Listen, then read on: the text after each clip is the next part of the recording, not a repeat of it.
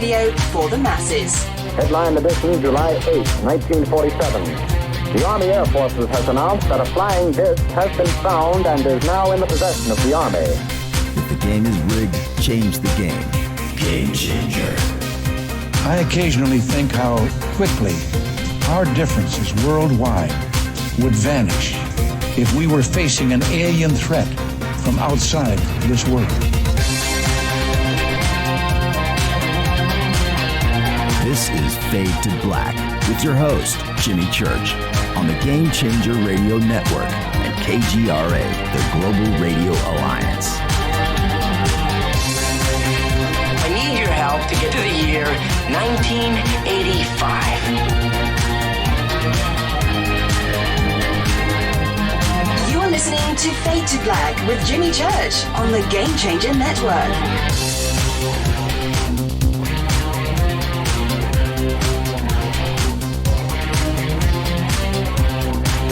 All right.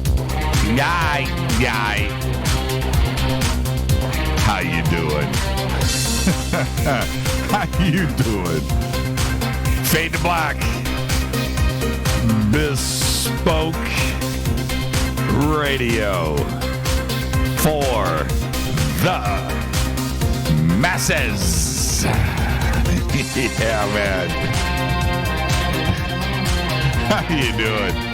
I'm in a great mood. It's going to be one of those nights tonight. It's Wednesday, October 24th, 2018.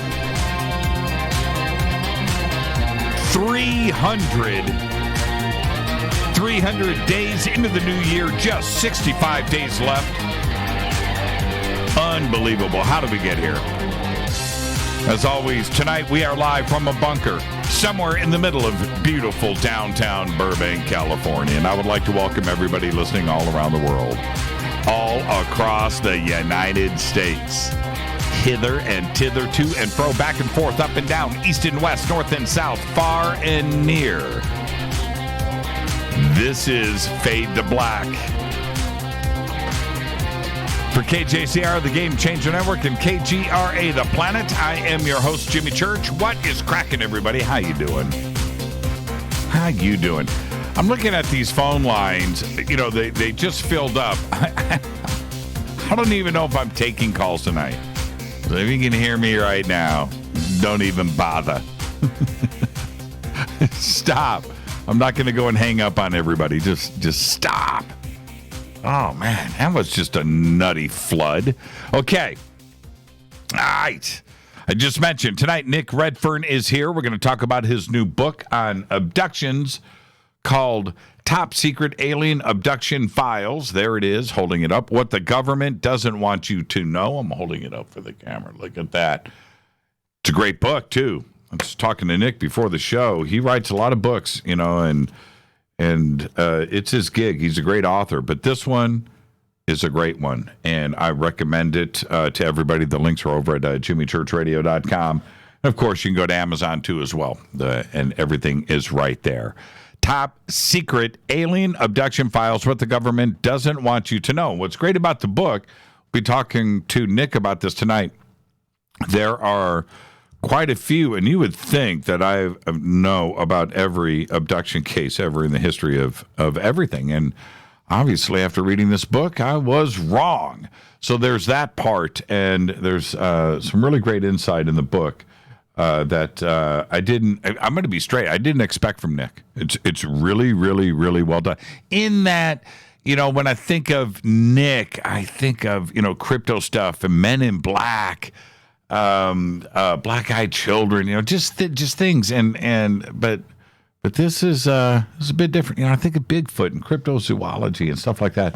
And nobody says chupacabra better than Nick Redfern, right? Well, the book is good, so we'll be discussing this all night. And tomorrow night, Fader night, open lines all night long.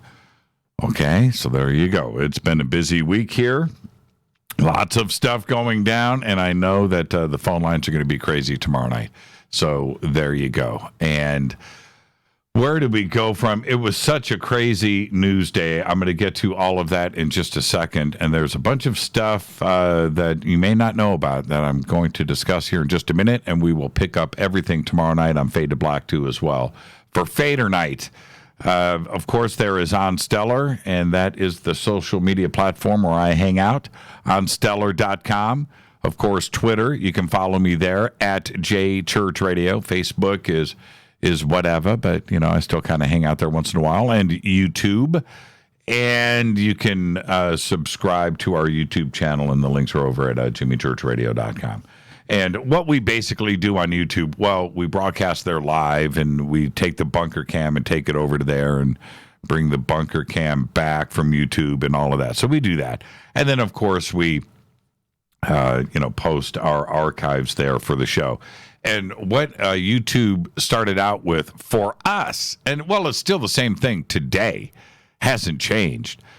YouTube, so many years ago, even before Fade to Black, when we were doing sports, what we did with YouTube was just treat it as an archive, right? So there would be an archive of everything from the beginning, and it would always be there and stuff. And that's the way that we treat it. It's just an archive. No, it's unedited. It's easy. We pull the files over, upload, whatever, show title, done. And that's what YouTube is there for. But what YouTube has evolved into since then for the rest of the world is it's an entertainment platform now. And so there are people out there by the billions that get all of their sources for everything, their entertainment, their movies, their television, their news. They cruise YouTube all day long. That's what they do. It's a YouTube world. So that's kind of what has happened to Fade to Black, where I'm assuming, because I don't do it, but I'm assuming that people get their Fade to Black fix from YouTube. And it may be from live, or it may be, from the archives. But that's what it's turned into. So you can go and subscribe if that's what you do. If you're in a YouTube world, subscribe to our channel right there. And the links are at jimmychurchradio.com. If you're listening live right now, well, go subscribe to the channel. Okay? All right. At JChurchRadio is Twitter. Hashtag F2B. Very important. Hashtag F2B is the sandbox. Now, another note for those of you out there that are either new or wondering what I'm talking about when I say hashtag F2B, the sandbox. It has turned into what the sandbox has turned into, and what that hashtag has turned into that you have done, the audience has done over the years. Hashtag F2B. That is the source of information now. Everybody tweets to hashtag F2B. You've got breaking news. You want something to be seen. If you have, check this out. It's like this, and I'm not exaggerating. Let's say you follow 100 people on Twitter, and you've got 100 followers on Twitter, or you've got 200, or you've got 1,000. 5,000, right? Whatever it is, whatever that number is. But you want to be seen. Hashtag F2B. Whatever that tweet is. You got 25 followers. You've got 100. You want to get exposed to literally tens of thousands in seconds. Hashtag F2B. That's what you do. If you think you're hot stuff, you've got your 5,000 followers, and you think you're about something, you're going to use hashtag F2B. That's what you're going to do. And you should. And you, the audience, have done that. And I thank you. Hashtag F2B is crazy huge. And I thank you for that. It wasn't always that way. And everything about the show, you know what? I don't do this often. I don't do it often enough. I got to thank you. I got to thank this audience, right? Yeah, like this, Jimmy, hashtag F2B, exactly like that. And that's going to get a retweet. See? That'll get a retweet right there. Let's retweet that. Frankie Four Fingers. That was cool. That's somebody that's paying attention. But I don't thank you guys enough. Twitter, this show, the sandbox, the chat rooms, everything, YouTube, everything Fade to Black is because of you. I don't thank you enough. You know, and you built the sandbox, you built our Twitterverse, you did this, you did everything that's over on YouTube, you did the Spreaker, these numbers. You know, I haven't been to, and I'll admit this, I don't know how many subscribers we have on Twitter. I don't know how many subscribers there are on our Facebook page. I don't know, or you call those likes. I don't know. I don't know how many people are on TuneIn. You know, Race over at KGRA, who runs, the most amazing network on all of the internet, right? The number one. I don't know how many people are listening. I don't ask. You know, I don't know. I don't know how many people do things over on iHeartRadio. I don't go and look up these numbers. I don't know what they are. I can tell you what my Twitter is. My Twitter is, let's click on home. Twitter, I have 26,000.2 followers. That's pretty crazy to me. That's pretty crazy. And we have done all of this. That's a pretty crazy number. 26,000. We've done all of this because of you, because we don't advertise. We don't have, some big corporate angel donor or selling stock. We don't do that. And it's all done because of you. All of it. Everything is word of mouth on this show. Completely organic. So I don't do it enough. So I just let me do it now. I'm feeling all warm and fuzzy. Thank you. Okay, to all of you. You can also email and say thank you to me at jimmychurchradio.com. How's that? All right, let's get to this crazy ass breaking news today. It just freaks me out.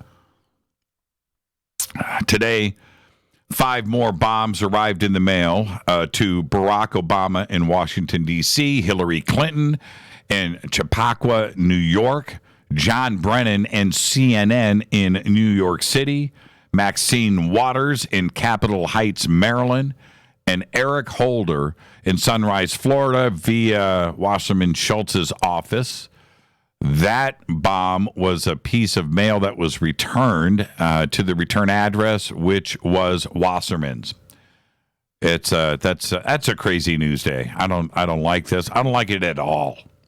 And well, there's no reason to like it, but I'm saying this kind of news day sucks. All of the envelopes listed Representative Debbie Wasserman Schultz as the return address. I think that has been confirmed. I could be wrong, but that is the best that we can do with that. None of the explosives detonated, and nobody was hurt. The pipe bombs all arrived in envelopes and had typed letters on them for the names and addresses, and 6 stamps that bore no cancellation mark on it. So what would that indicate? It indicates that they were hand-delivered by somebody. To have were the bombs made by one individual? Probably. I don't know. But to have Capitol Heights, Maryland, right? New York City, Chappaqua, New York, Washington, D.C., and to have them all arrive at the same time, well, then... And were they through the mail or not? Well, the stamps weren't stamped, right? So I don't know. This is a very strange thing to unwind. And then the bomb that was returned mail down into Florida at Wasserman Schultz's office would indicate that went through the mail system. Very trippy, and nothing exploded. So, I mean, was there...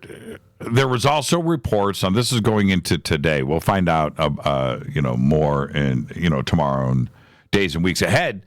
But the bombs didn't go off. And if that was done through return mail down to Florida, what does that say? It's through all the handling and stuff. So I don't know. It's a very, very, very, very strange situation. Now, I'm going to make one comment, and it's a loose one. Okay? It's just a loose comment, which is this. We're talking about pipe bombs here. Okay? And I went through, Unabomber comes to mind. We had all those bombs that were in Austin, Texas last year, too, as well. But or earlier this year, was it last year? Earlier this year? When you go through stuff like that and you go through that kind of trauma and, that kind of terrorism, it's an uncomfortable feeling. And to see memes today and jokes being cracked about this, oh, man, I just think that's wrong. And it just shows you how divided this country is, where suddenly this is a funny thing, not like it's a joke. It's not a joke. Yeah, see, Dan Betts just tweeted, bombs are a joke. Are they? I don't even know what that means.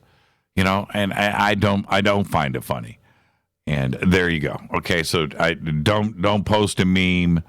Don't crack any funny stuff at this and send it to me. You do, you're blocked. All right, moving on. That was crazy. But also today, well, this was yesterday. The news is breaking today. The growing uncertainty about how San Francisco Superior Court Judge Suzanne Ramos Bolanos would rule in the Bayer appeal of the Monsanto cancer verdict was resolved yesterday morning as the judge upheld the jury's decision that the glyphosate-based weed killer Roundup sold by Monsanto caused a California man's terminal cancer and that Monsanto intentionally hid its dangers. Check this. The judge decided to reduce the punitive damage award from the original total of $289 million following the verdict that was reached earlier this summer down to $78.5 million. Now, Monsanto's liability could reach $800 billion. The original Bayer Monsanto buyout, and we all remember this, was $57 billion. Now the liability is $8. That sounds like a pretty bad investment. $800 billion. Clearly, Monsanto no longer looks like an asset to Bayer and its stockholders. That was a bad investment decision. Of course, the stock tanked today, and also Bayer's market cap shrunk today by $57 billion. I believe those are the numbers. I looked at the charts, and it is crazy. Unbelievable. I'm so happy. Don't forget, you can subscribe to our podcast for just $2 per month. Go to jimmychurchradio.com and click on the podcast banner. You can also become a Fadernaut over in our membership section on the site, and I would suggest that you do. I believe we're going to make the announcement tomorrow. We've got a little thing that I thought would be really cool for all of you coffee drinkers. So we'll make that announcement tomorrow if you become a game changer. Yeah, we're going to do something really cool for you guys. All right, so think about that. Don't forget, visit all of our sponsors by clicking on their banners at jimmychurchradio.com. Happy birthday to today, Kevin Kline. Kevin Kline is 71 years old. Great actor, no doubt. Very funny, one of the funniest. He was great in A Prairie Home Companion. Soap Dish, absolute classic. Soap Dish, to me, it is up there with Caddyshack, Blues Brothers, right? Soap Dish, it's right up there. French Kiss, it's a great movie. French Kiss, love story weaved into a hilarious comedy. I don't know if it's hilarious comedy that was disguised as a love story or the opposite. French Kiss is a great movie. How about A Fish Called Wanda? Right? But no. Kevin Kline is better known as the husband of Phoebe Cates. That's right. I said it. Nobody wants to say it out loud. I'll say it. I just did. Right there. On this day in history, 2003, the Supersonic Concorde makes its last commercial passenger flight, traveling at twice the speed of sound from New York City's John F. Kennedy International Airport to London's Heathrow. And on that flight, I believe, Joan Collins. There's a bunch of celebrities. I don't know why I remember Joan Collins, but Joan Collins. Fader fact. I love it. I love it when we get to this point in the show. Fader fact. China owns all of the pandas in the world. And I think we knew that, right? But they rent them out for $1 million a year. And the lease agreement requires that any cubs born to be returned to China and does not include postage. And that is your Fader fact. Is this thing on? Is this thing working? Is that thing working? All right. Tonight, Nick Redfern is here. We're going to be talking about his new book, Top Secret Alien Abduction Files, What the Government Doesn't Want You to Know. There it is. That's the cover. The book is great. We'll be discussing that tonight. Tomorrow night, it's another Fader night, open lines all night long. Now, here we go. This is where you need to just sit down and listen. Well, you know what? I pretty much say that every single night when I get to my rant. But listen to this. Especially, we've been talking about the secret space program, the SSP, all week on this show. I've been talking about it for years, but it's been the topic of conversation, right? Well, listen to me. This is where everybody out there, everybody needs to sit and listen. Because during the fourth public meeting of the National Space Council, Vice President and Chairman Mike Pence described the path forward needed to develop a sixth branch of the military known as the U.S. Space Force. Pence gave the opening remarks at the meeting yesterday, which was held at the National Defense University in Washington, D.C. Now, Pence emphasized at the meeting that space is a war-fighting domain. That's right. Now, I'm going to quote, open quote right now from our Vice President Pence. He said, and I quote, "For decades, one independent study after another has called for reforms to the current organizational structure of our national space capabilities. This lack of a centralized leadership and accountability, we believe, poses a clear and present threat to our capacity to advance our national security in space." He continued, "I believe the time has come to stop studying the problem and start fixing it. The United States Space Force, we believe, is central to the solution that America needs." End quote. Pence described 6 recommendations the council planned to send to the president, Donald Trump. Right? Listen to this. Invited updates on the status of the council's previous projects and asked for testimony from 3 experts who supported the country's need for a space force. Here are the 6 recommendations for the council. Get your pen out, write this down.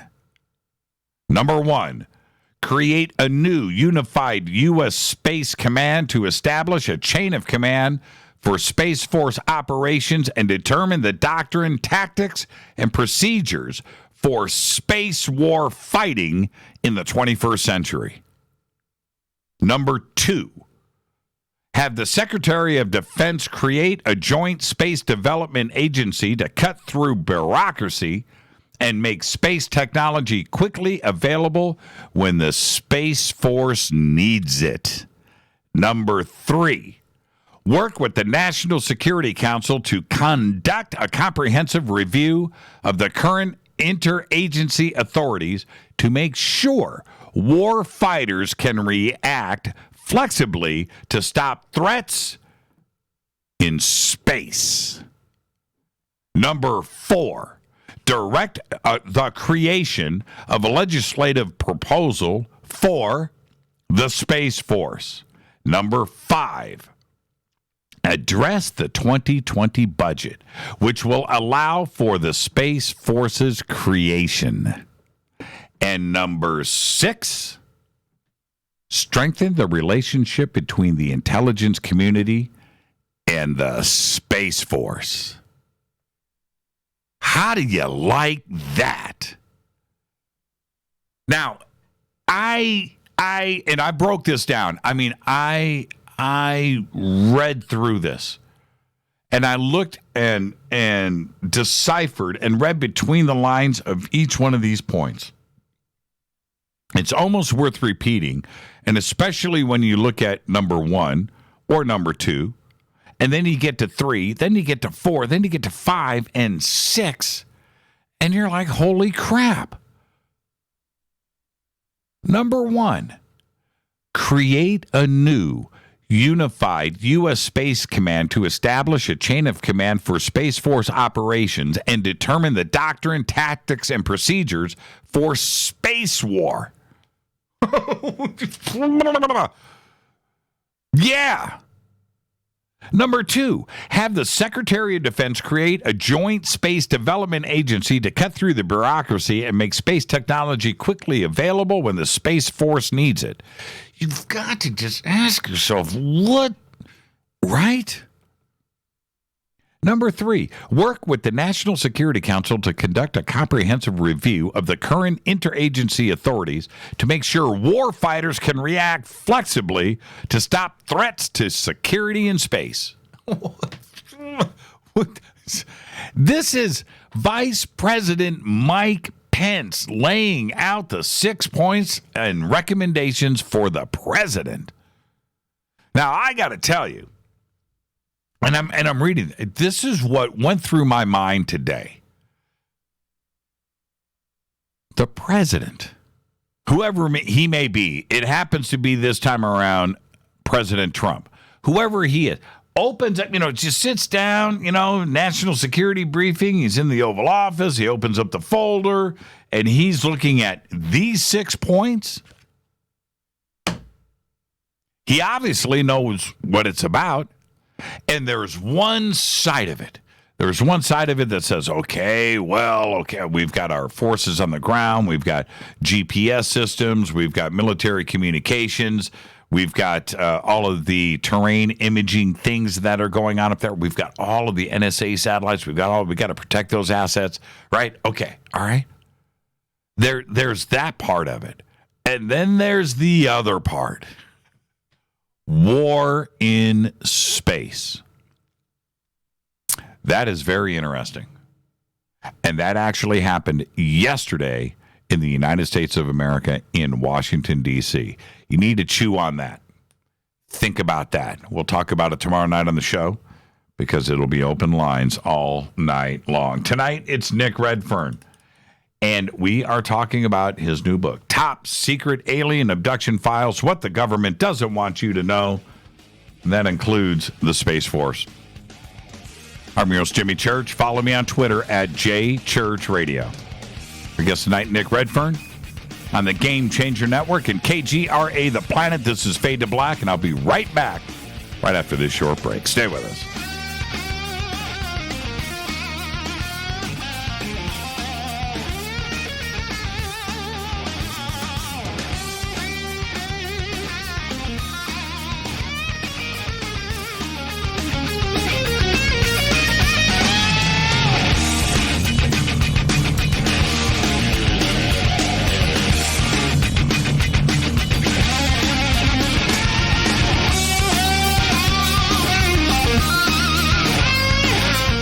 This is Nicole Church, daughter of you-know-who, and you're listening to Fade to Black on JimmyChurchRadio.com and the Game Changer Network.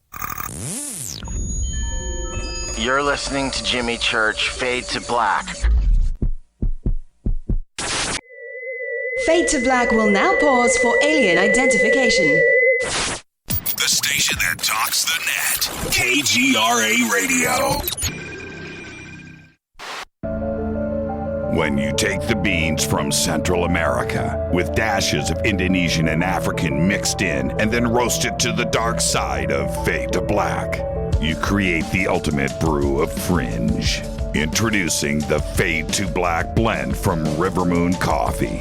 Yes, River Moon's darkest customized roast was created for the love of Fade to Black.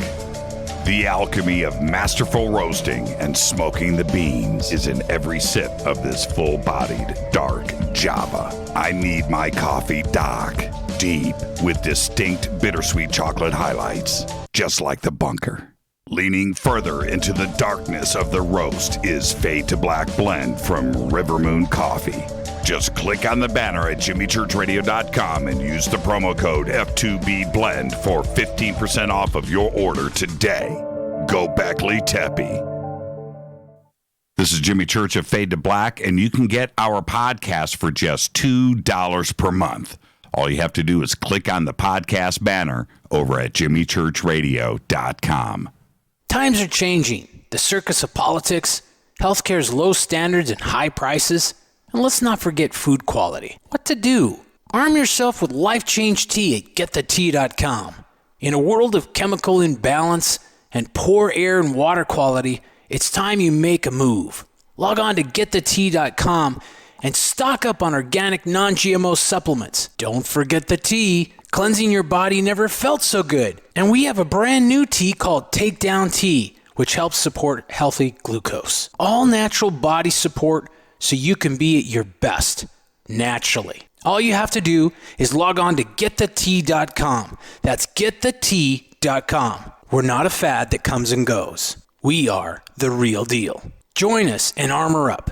Getthetea.com. That's getthetea.com. Changing America's health one tea bag at a time. 9 out of 10 geneticists agree. Fade to Black is not your father's radio show on the Game Changer Radio Network and KGRA, the planet. Do you want to lose weight but have no idea where to begin? The Fast Start Diet, a 3-day weight loss plan, is the answer. 3 days of nutritionally balanced, calorie-restricted meals delivered right to your door. No shopping, no measuring, and no cooking. Everything is prepared for you and ready to eat at home or on the go. The Fast Start Diet has all the amazing benefits of intermittent fasting without starving. We've helped thousands of people who have struggled to reach their weight loss goals. Isn't it time we helped you? With the Fast Start Diet, you'll lose weight and feel great. Find Fast Start Diet on Amazon or go to faststartdiet.com and use promo code TALK to get 10% off your first box. And as a special bonus, Fast Start will include their #1 rated Lipo3 appetite suppressant spray free with your order. This is Jimmy Church. And whatever your diet plans are, do what I did. Go to faststartdiet.com. Hi, this is Rob Reiner from Anvil, and you're listening to JimmyChurchRadio.com. What's up? I'm Chris. What up? This is Kyle Massey, and you're listening to Jimmy Church Radio.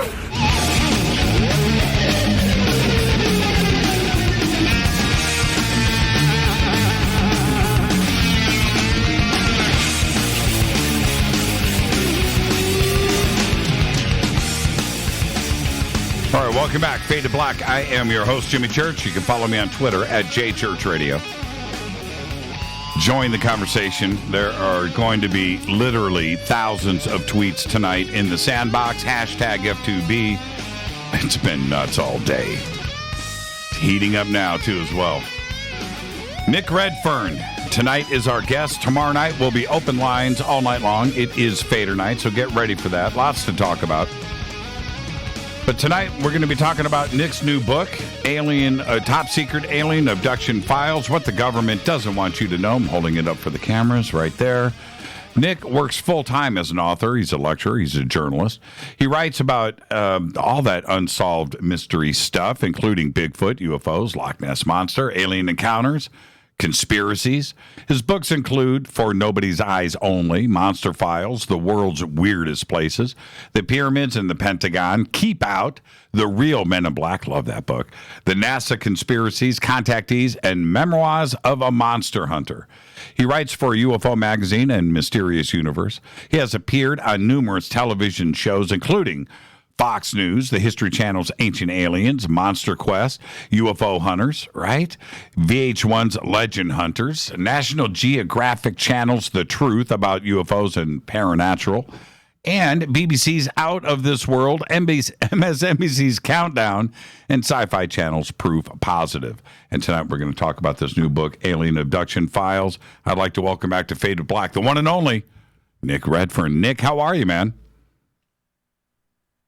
Oh, I lost Nick right as I said okay, let me mute. Let me pull that. You know, Nick and I were talking before the show about his phone issues. And Nick, there you are. How are you, man? Hey, Jimmy, I'm doing good, thanks. We were just talking about phone issues, and look, bam, just like that. Typical. Yeah. Blame it on the Men in Black. Let's do that. Hey, Nick, welcome back to the show. Thanks. And the first question out of the gate, which just popped up on Twitter, Jimmy, you got to ask Nick what rock and roll shirt he's wearing right now. What? Funnily enough, I'm wearing a Cramps T-shirt. You got to love it, man. You got to love it. I got literally hundreds of the things. Yeah, this week, Fender, Fender guitars, right? Fender hooked me up with a really cool birthday present last week, 2 weeks ago, and but they also sent me a box full of Fender Stratocaster T-shirts. I mean, how cool is that? That is cool. Yeah, so I've been sporting the Fender Strat shirts all week.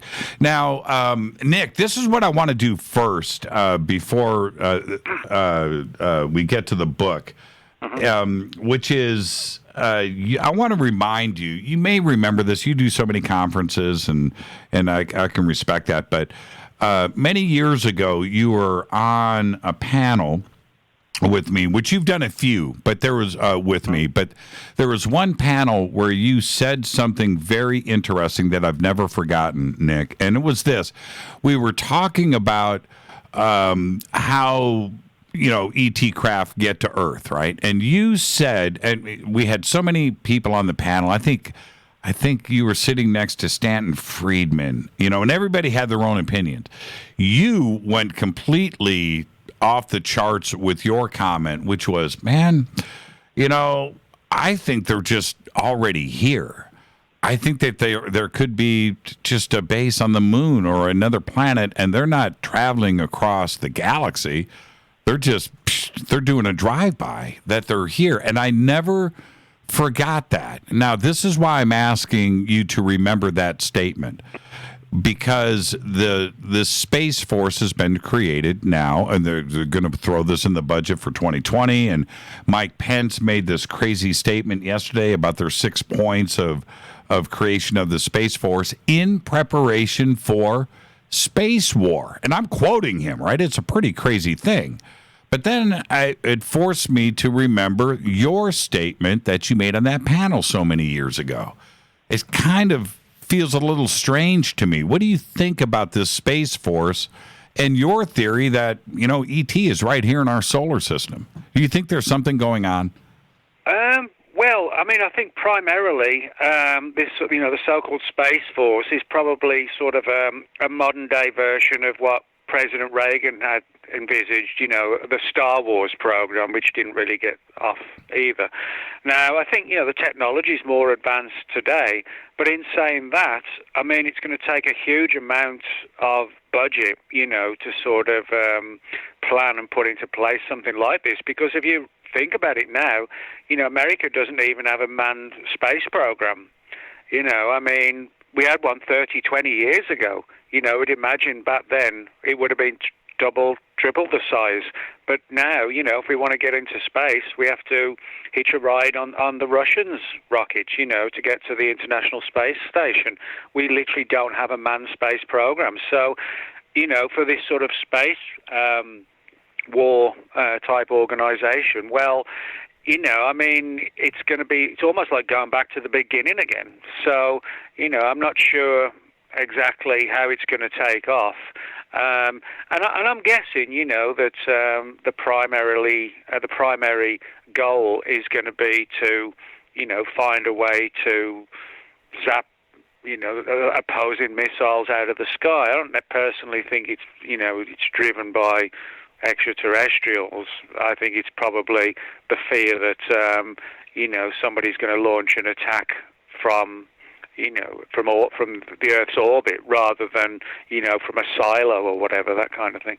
Do you think, and the obvious question would be, Nick, because you've written about this and covered this, whether it is the UFO phenomenon or the Men in Black or cattle mutilations, the phenomenon in general, that they know something that we don't, that they, and this is, like you just said, is probably somewhat already been in place, but now this is going public.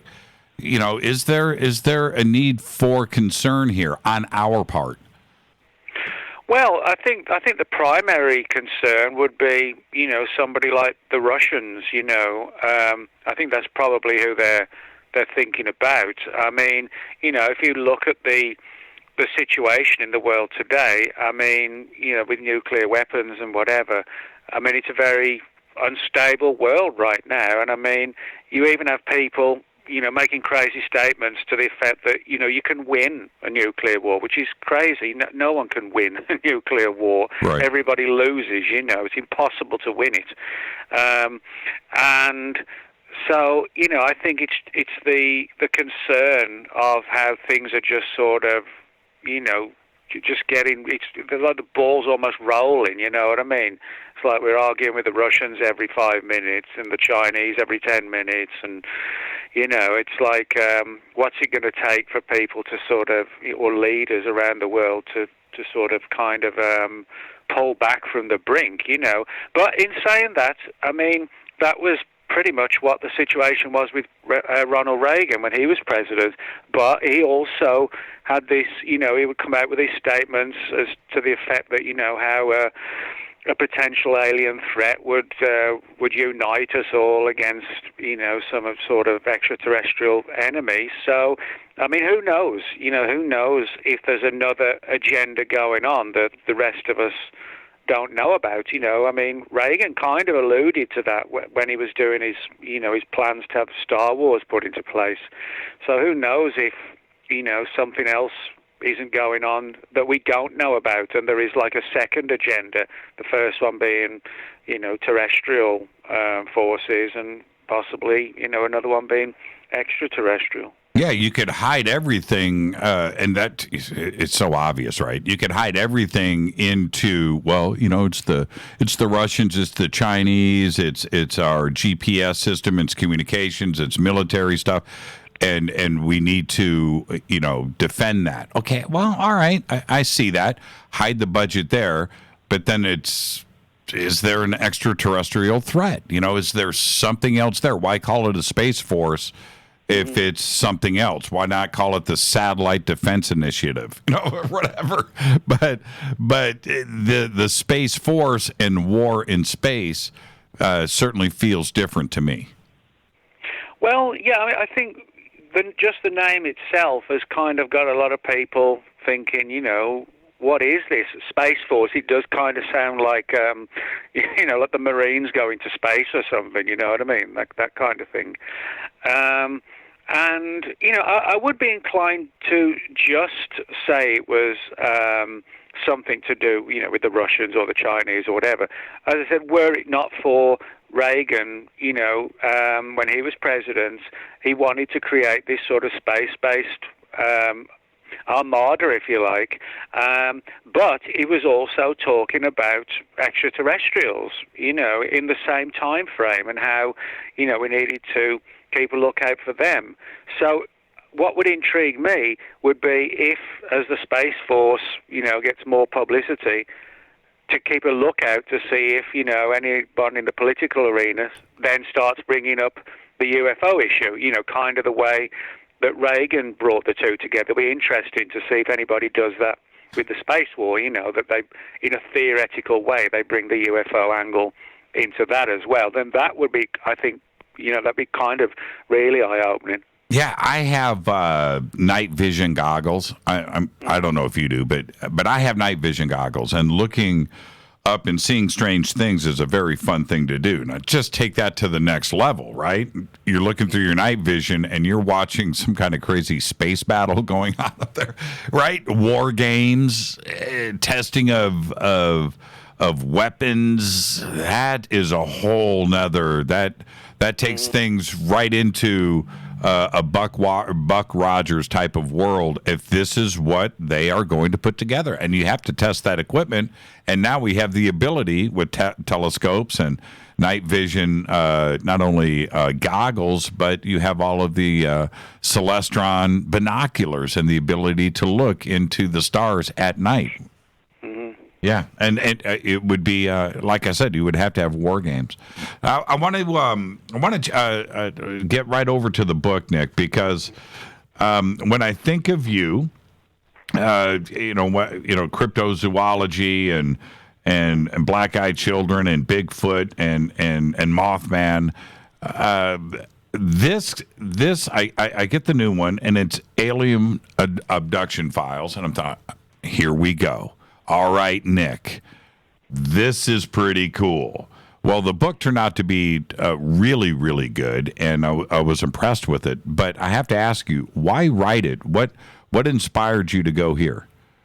Well, I've done a lot of books over the years. I think this is actually the 50th one, and so when you're writing books, and you're also a reader of books, as I am, you want to be able to give the audience something new. I mean, there's no point really just sort of going over old ground. So I'm always sort of careful to try and come up with an idea that I think people would find intriguing and which largely hasn't been done before. Now, the book's called Top Secret Alien Abduction Files. Now, people might say, well, what can you say about alien abductions that hasn't been said before? We've got books like Whitley Strieber's Communion, Bud Hopkins' Missing Time, and The Interrupted Journey about the Betty and Barney Hill case. So, it's been covered a lot. But one of the things that hadn't been covered to a significant degree was the whole issue of what government agencies know about alien abductions. And so that's the theme of the book. It's a study of cases and official files declassified through the Freedom of Information Act, which demonstrate for decades that there have been sort of groups within government that have taken an interest and a concern in the abduction phenomenon. So that's basically the theme of the book, like taking the abduction angle to a different level, if you like. What did you ultimately find out that you didn't know before? Well, one of the things I found was that there were more than a few agencies and departments within both the United States and the UK that over the years had taken an interest in the abduction phenomenon. This is going back till the early 1960s, which, interestingly enough, was pretty much the same time when you had the Betty and Barney Hill case, which was that classic case that really kicked everything off in 1961. Now, a lot of people don't know that the Air Force actually opened a file on the Betty and Barney Hill case, and it actually discusses the case itself very seriously. It's no talk of crackpots or anything like that. It was like a very sober report on their experience and where it happened and what they saw and references to these beings. And interestingly enough, Betty herself said at one point when she was speaking with the Air Force about her experiences on the phone, somebody who was on the conversation said, "Can we put you through to a different department?" And Betty said she never found out who this other department was, but they were extremely interested in her abduction experience and that kind of that mystery of who this organisation was or this body was that were very keen to speak to her. She shared the information, but was never told who exactly it was on the other end of the line. Did you find out? No, I didn't. But I mean, what I did find, though, is that most of the agencies and departments that were looking into this, and as logic dictates, are still looking into it, were not just sort of your average bodies in the military, etc. It was actually specifically like intelligence agencies and intelligence departments, like military intelligence, Air Force intelligence, Army intelligence. So, in other words, they were looking at this as from the perspective like an intelligence gathering type of situation where there was clearly concerns on the nature and the frequency of these events. What was going on? Is this something that's going to increase? What are the reasons for the abductions? And I found a number of themes running through these cases. One of them, interestingly enough, which came from the UK files, declassified files from the National Archives just outside of London, where the government keeps its declassified files. I found a number of files, which dated from just a couple of months from after the Betty and Barney Hill case, which was September 61. So we're talking about sort of early 62. Mm-hmm. And the British Royal Air Force, their intelligence department, was collecting reports of young girls who had reported to their parents, and then the story got out, where they talked about how they'd been woken up in the middle of the night and seen like this ball of light out of the side of the window, and they felt compelled to go to the window, and then there was like a period of missing time. Now, this is sort of classic examples of what we see in abduction cases. Very, very often it starts, young in life, and people go to the window and have this experience, and they're missing time. They can't remember everything. And the British Royal Air Force was actually actively collecting these reports and interviewing these young girls, 16, 17 or 18, about their experiences. And I was actually able to get these files through the Freedom of Information Act and use quotes from them in the documents. And these aren't, friend of a friend tales. Anyone can now go to the National Archives and read these files. But the big question, of course, is what prompted the British intelligence, just a few months after the Betty and Barney Hill case, to suddenly start looking into cases involving young people feeling compelled to go to the window late at night and see these lights. Clearly, someone knew far more about this phenomenon, and we can gauge that from the files to a degree. How many cases were there? How many girls were involved? Well, in terms of the UK cases, I found these are just the ones that I found because you have to just dig through this sort of massive old sort of archive of literally hundreds and hundreds of thousands of pages, if not more. Right. But I found 9 altogether.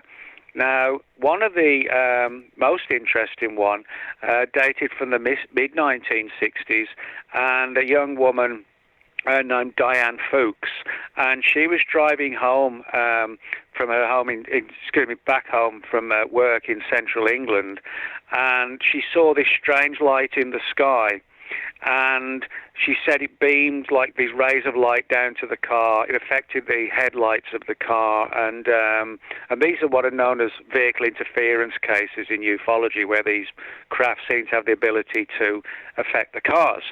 And in this particular case, the witness, Diane Fuchs, told her parents what happened, that she'd seen this object in the sky. She was driving home from work like 11 o'clock at night, and she was crossing something called the Montford Bridge in this little village, and this object was in the sky, classic flying saucer, beamed down this light, affected the car headlights, and terrified her and sent like a shooting pain through her arm. She got back home in a state of like terror and fear, told her parents, who contacted the police, who contacted the Air Force, local Air Force base, and an intelligence officer came out.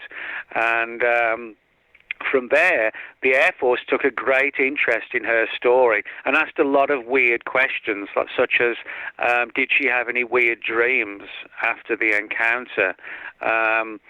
What did you feel? How did you feel when the object beamed this light down to you?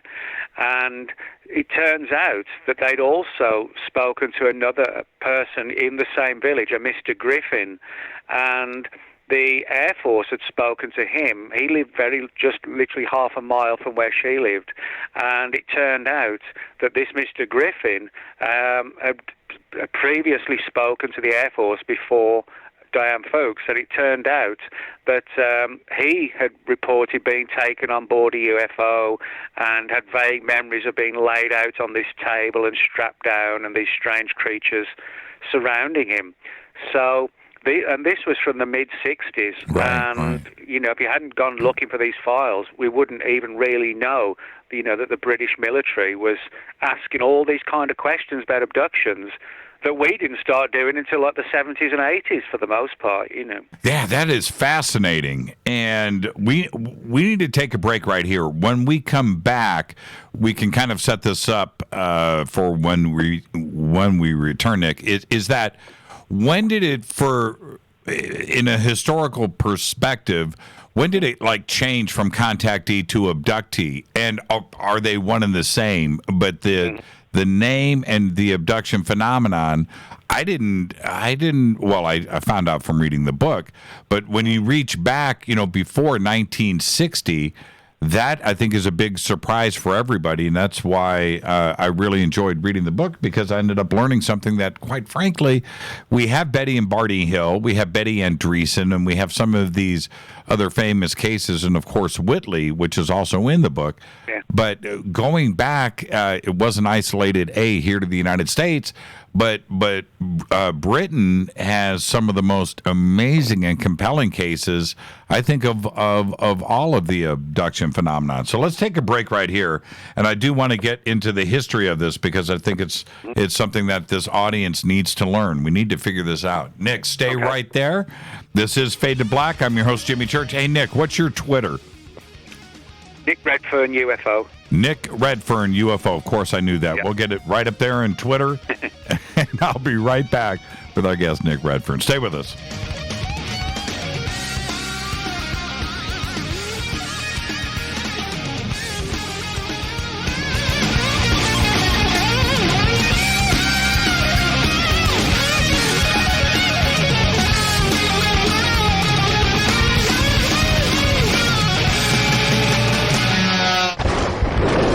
This is Fade to Black with Jimmy Church on the Game Changer Radio Network and KGRA, the Global Radio Alliance.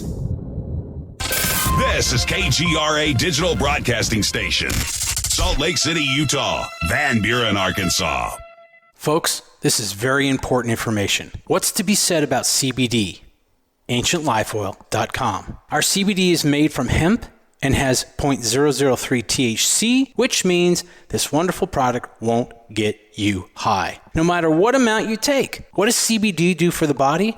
My hands are tied, but you can Google CBD benefits and be astounded. When you're finished reading, you'll want to log on to AncientLifeOil.com. That's AncientLifeOil.com. and purchase. Life is good when you feel good. People are tired of pain. People are asking for non-GMO organic products to help them with you fill in the blank. Legal in 49 states, and again, our CBD is made from hemp. Ancient Life Oil is about helping people one by one by one. If you wonder how good the product is, the CEO takes it every day without miss. AncientLifeOil.com. That's AncientLifeOil.com. Have a great day.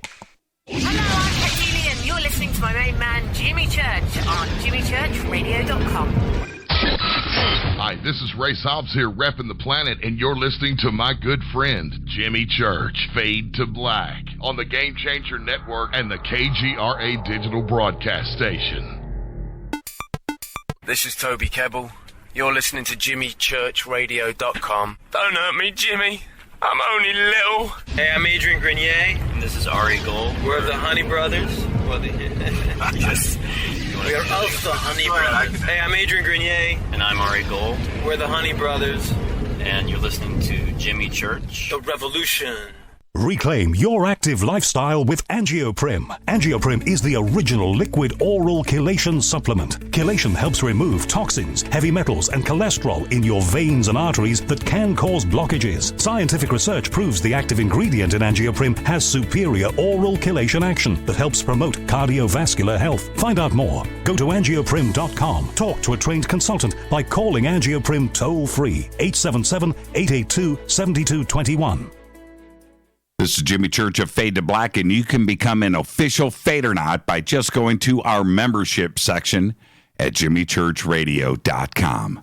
Hey, it's Grace. Can we talk about something serious for a minute? Your age. Getting old has its perks. But remember, being a few years younger, you know, your hair was thicker, you didn't have so many wrinkles, that extra weight wasn't haunting you, and you just felt better. Well, we can't turn back the clocks and go back 10 or 15 years, but you can start feeling and looking 10 or 15 years younger with Nature's Youth RSF. It's a doctor-formulated daily supplement that helps your body maintain its peak performance and fight the aging process. Imagine sleeping better, looking better, and feeling better. See how Nature's Youth RSF has helped thousands of people just like you at nature'syouth.com. nature'syouth.com. Imagine how it will feel when your family and friends are asking you what you did to look so good. Your secret will be Nature's Youth RSF. It's time to start looking better and feeling better. Learn more and order your Nature's Youth RSF at nature'syouth.com. That's nature'syouth.com. That's nature'syouth.com.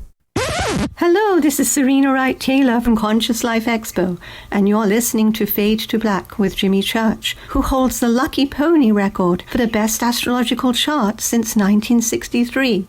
True story. This is Micah Hanks of the Gralien Report, and you're listening to Jimmy Church on Fade to Black, across the globe on the Game Changer Radio Network and the one and only KGRA Radio, The Planet.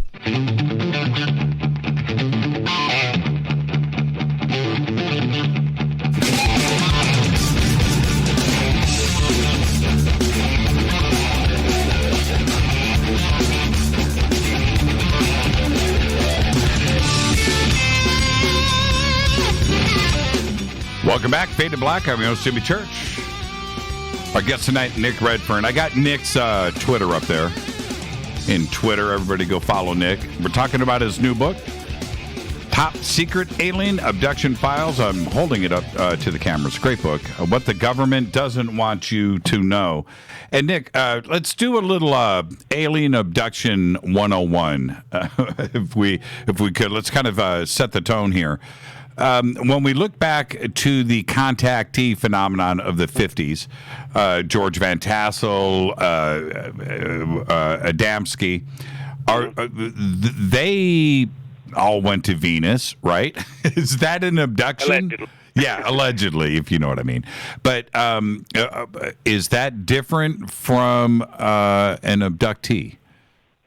Well, it is, and I point this out in the book because for people who might be thinking, well, you know, the idea that the government watches people who claim to have had alien encounters, you know, like close-up encounters, they might say that's bizarre. Again, we can prove this through the Freedom of Information Act, and I'll explain what I mean by that. Now, although the alien abduction phenomenon didn't largely begin, or at least it wasn't in the public domain until the early 60s with the Betty and Barney Hill case, from the early 1950s onwards, before the abductees, there were the contactees.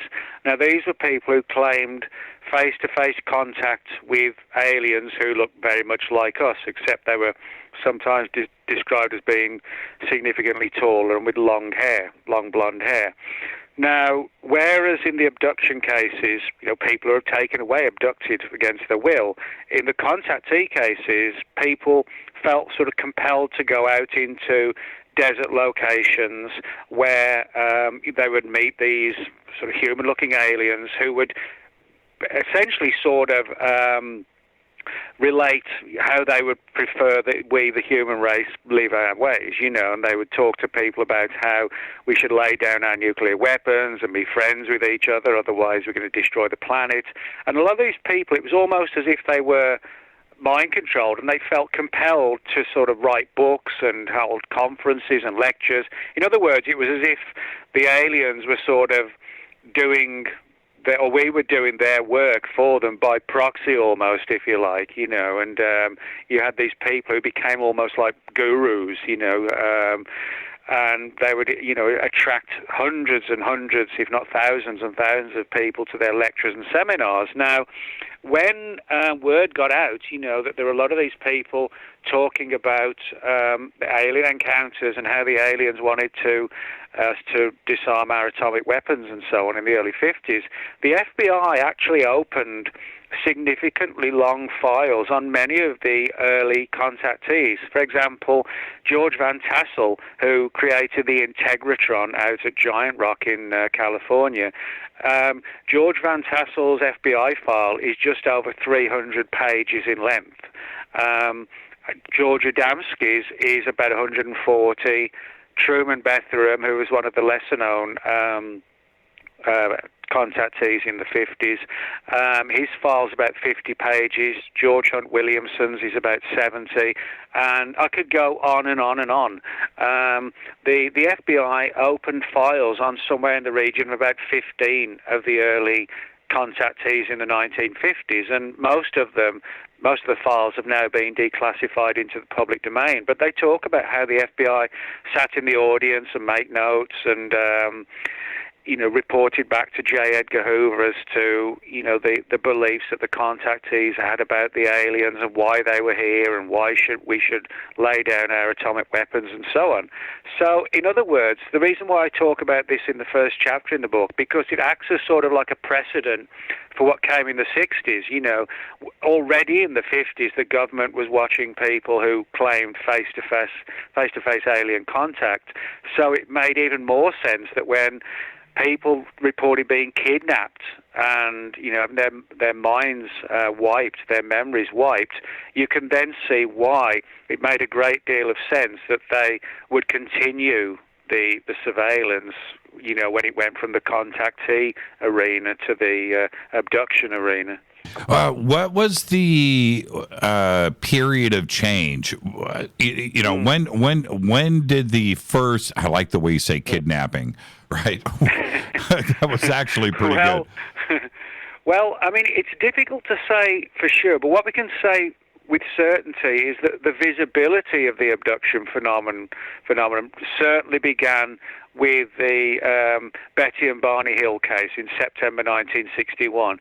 And the reason being that the story got out, and John Fuller wrote a book called The Interrupted Journey, all about Betty and Barney Hill's case. Now, it's important that that case was seen as the first abduction case, but if you look at the history of it now, it really wasn't the first case. What it was the first abduction case really, that was accepted by the UFO research community and that also caught the attention of the media and the general public as well. But in later years, people have said, well, my grandmother or my grandfather had an experience back in the 1920s. So, we can push the barriers back a long way, but when it started to be spoken about publicly was the early 60s. Now, there were still some contactees around, and there are still some around to this day, but there's no doubt that the abduction phenomenon quickly eclipsed the contactee phenomenon. And for a lot of people, even in ufology, the contactee movement was seen as like as a redundant, quaint kind of cultish type societies or whatever, which actually wasn't really the case, but it was the case that, it did become dominated and sort of overwhelmed by the abduction movement. I just got, this is from the UK. I'm just going to do this as a little favor. Got a friend over in the UK that who's got a podcast that he's doing. He lives in Dover, actually, and he wants to know for you, who are the top British ufologists that should be mentioned? That's a good question. I would say one of them is Gary Heseltine. Gary's a retired police officer, and he puts a conference on in England every year. And I would say Gary's definitely one of the leading ones because, he's a background in the police force. He's grounded and he knows how to sort of interview people and chase down mysteries. But also he's someone who's done a really good job of collecting and filing and collating reports of police officer-based cases. And so as a police officer himself, he's had a lot of input from colleagues and so on. So I think, that aspect alone of the phenomenon, Gary's done a really good job of kind of, addressing this particular angle.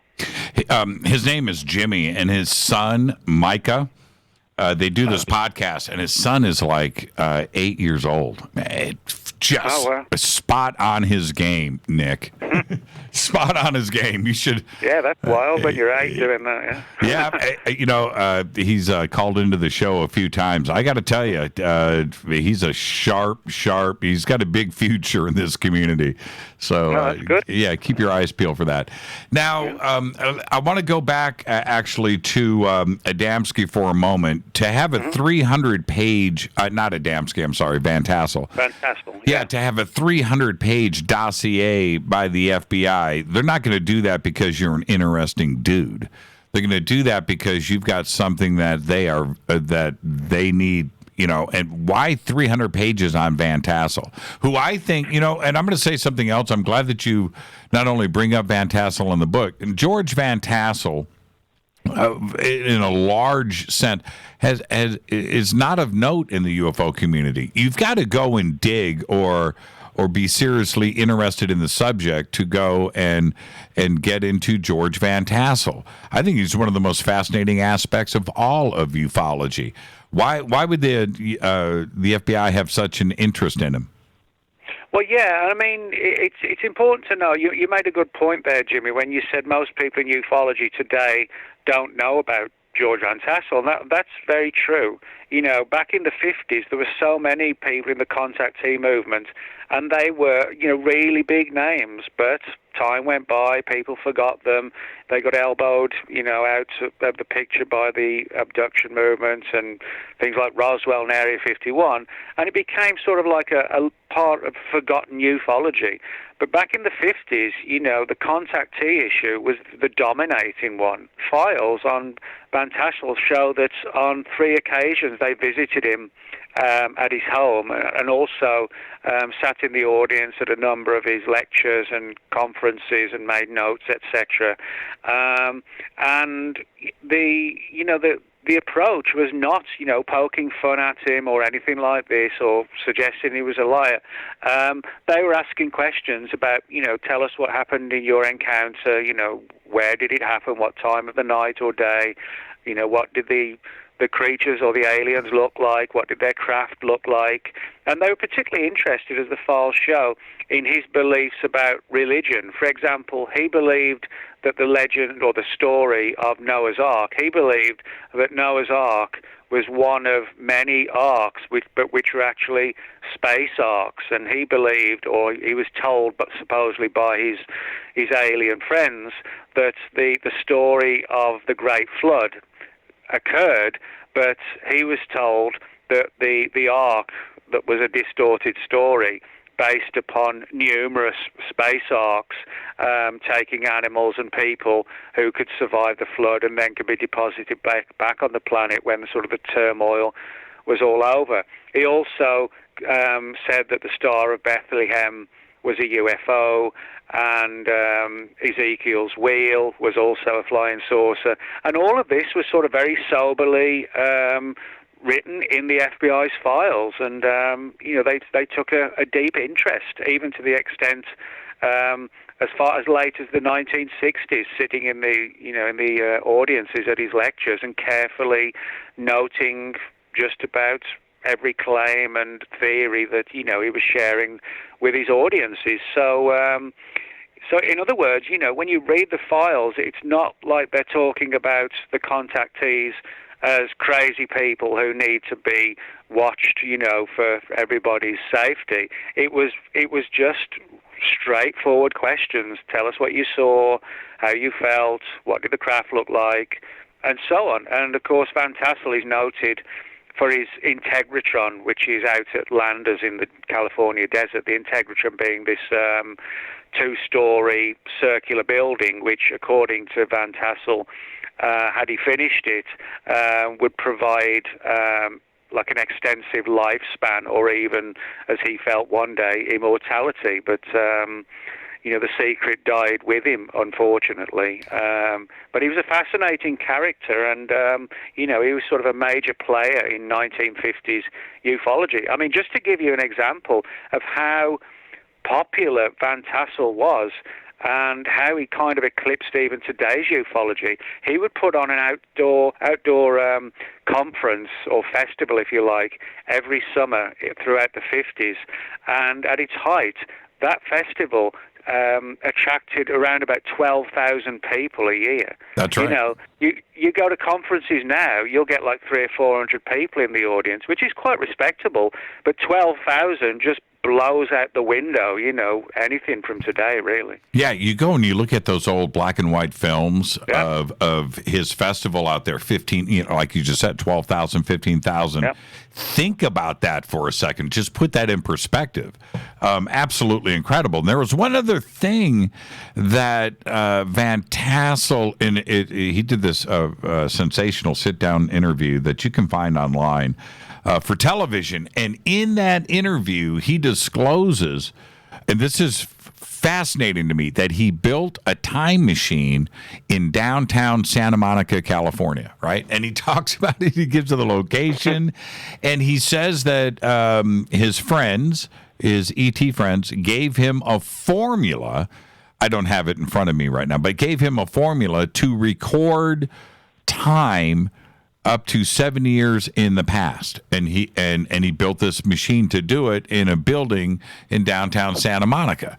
Now, Nick, for me, yeah, it's a pretty good revelation. It's a pretty good thing to say, but he's so matter of fact about it, right? He just spoke as straightforward as anybody else that you could think of, like the guy next door. And it's George Van Tassel talking about ETs and a formula in a time machine in a building that he built in downtown Santa Monica. It's incredible. But today, nobody knows about George Van Tassel in ufology. He should be spoken about every day.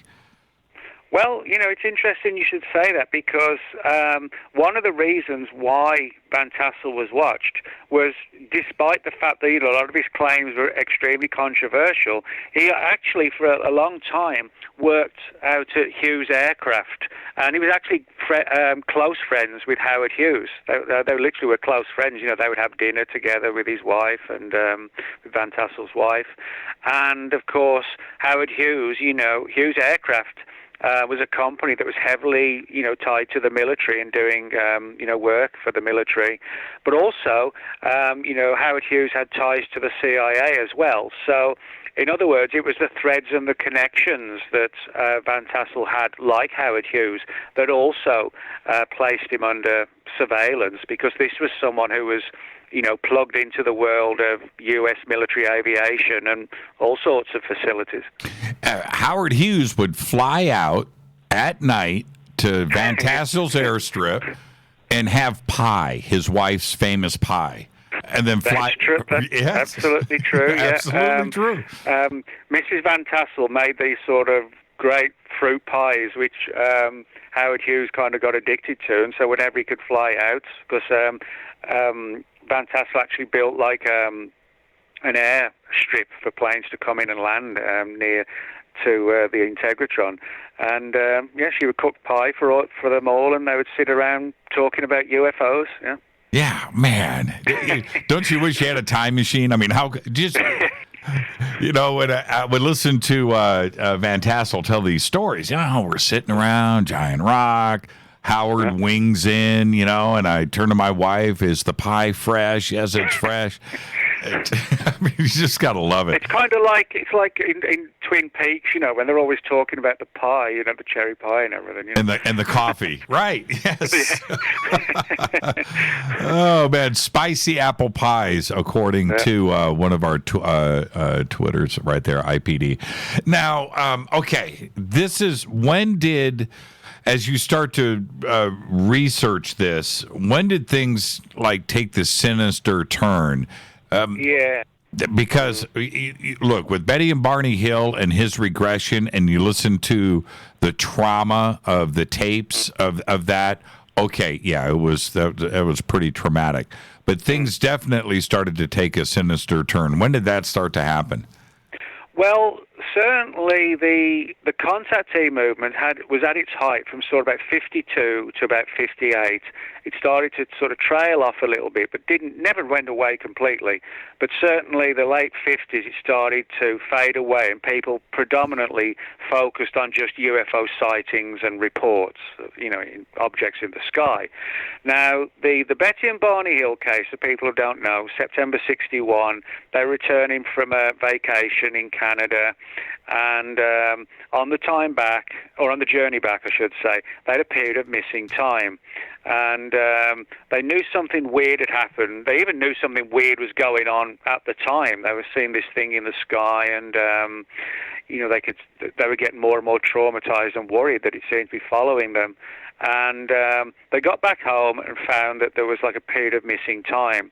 They started to have nightmares and sort of frantic dreams over the next days and weeks of being taken on board this craft and sort of subjected to like a lab animal, that kind of thing, and sort of genetic issues as well, reproduction aspects to the experiments, and saw these strange creatures which they weren't described, as a lot of people think, like the classic grey aliens of today.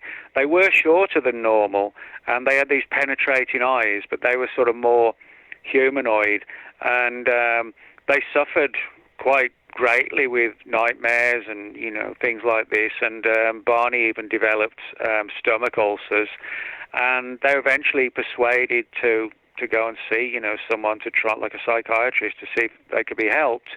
And it turned out that there was a connection between the Air Force and one of the psychiatrists, which may actually not have been a coincidence. Some people think that that the Air Force may have actually wanted to get in on the case, and then John Fuller, who was an author, saw this being a great story, wrote their story, got permission and their confidence to write the story, and The Interrupted Journey was like a huge selling book.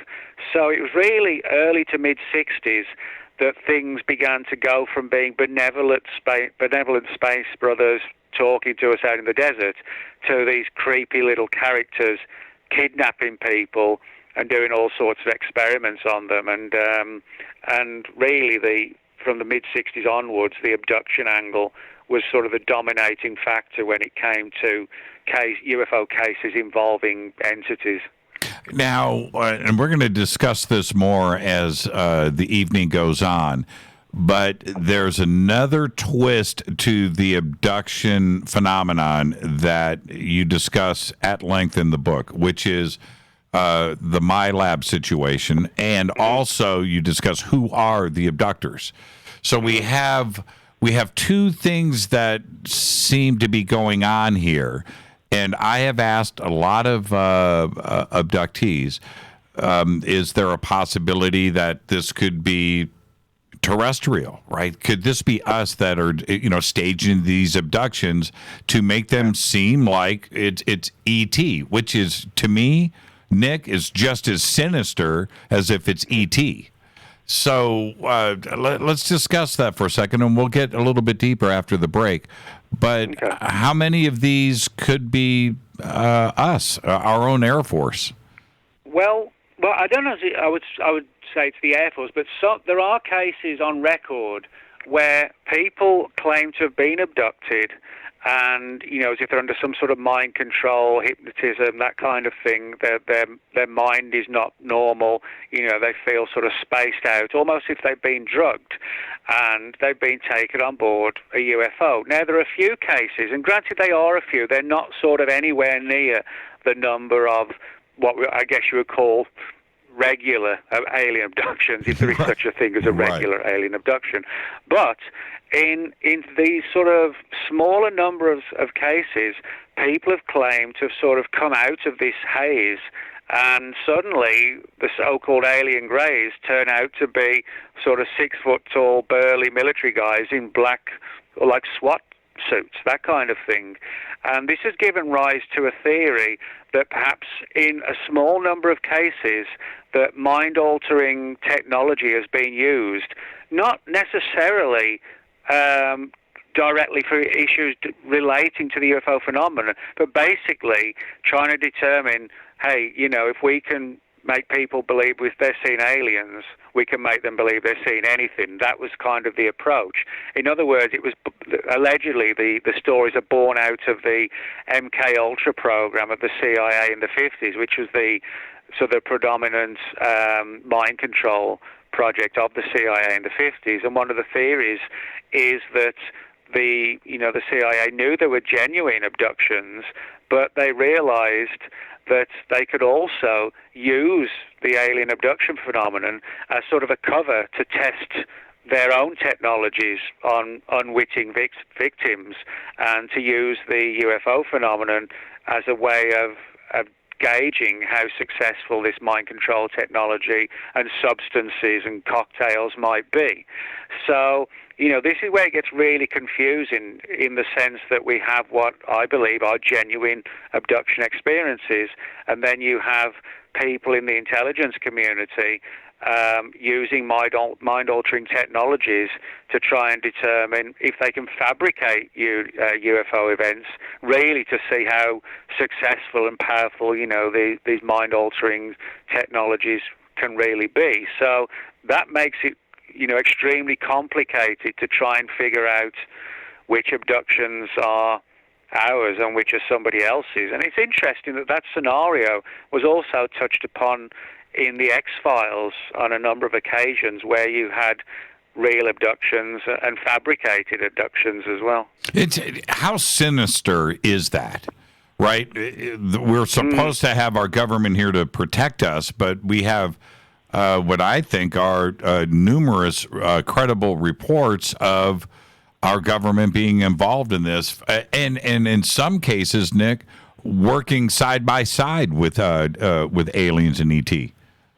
Well, it's interesting when you say about the government, because one of the things I found out or concluded during a lot of the research for the book is that it seems that most of the departments, offices, however you want to term them, that are doing this abduction research and possibly the fabricating side as well, don't seem to be from the government per se as we understand it. It seems to be that they're sort of like black budget funded organizations that actually operate outside of the government itself. In other words, we're talking about black programs that are buried so deeply and which are funded from outside sources that even the government isn't aware of them, which is, gets into really controversial and confusing areas when these organizations operate outside of government, but they're so powerful and buried so deeply that the elected government and the agencies like Air Force Intelligence, CIA, etc., may actually not know who's doing this. It's like they're buried so deep that even the people we assume would know are actually out of the loop. Let's take a break right here. Our guest tonight is Nick Redfern. We are talking about his new book. I've got it right here, holding it up to the camera. Top Secret Alien Abduction Files, What the Government Doesn't Want You to Know. I'm your host, Jimmy Church. Follow me on Twitter at JChurchRadio. I've got some Twitter questions for Nick coming up next, and you can follow Nick on Twitter, Nick Redfern UFO. This is Fade to Black. Be right back after this short break. Stay with us.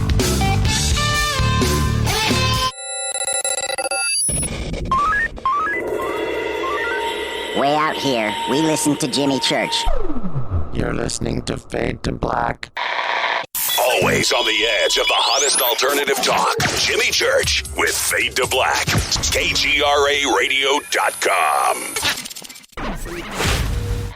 ¿Qué tal, mis amigos? Yo soy Mario Carson, el tiburón, y los invito para que escuchen a mi buen amigo Jimmy Church Radio. ¡Claro que sí!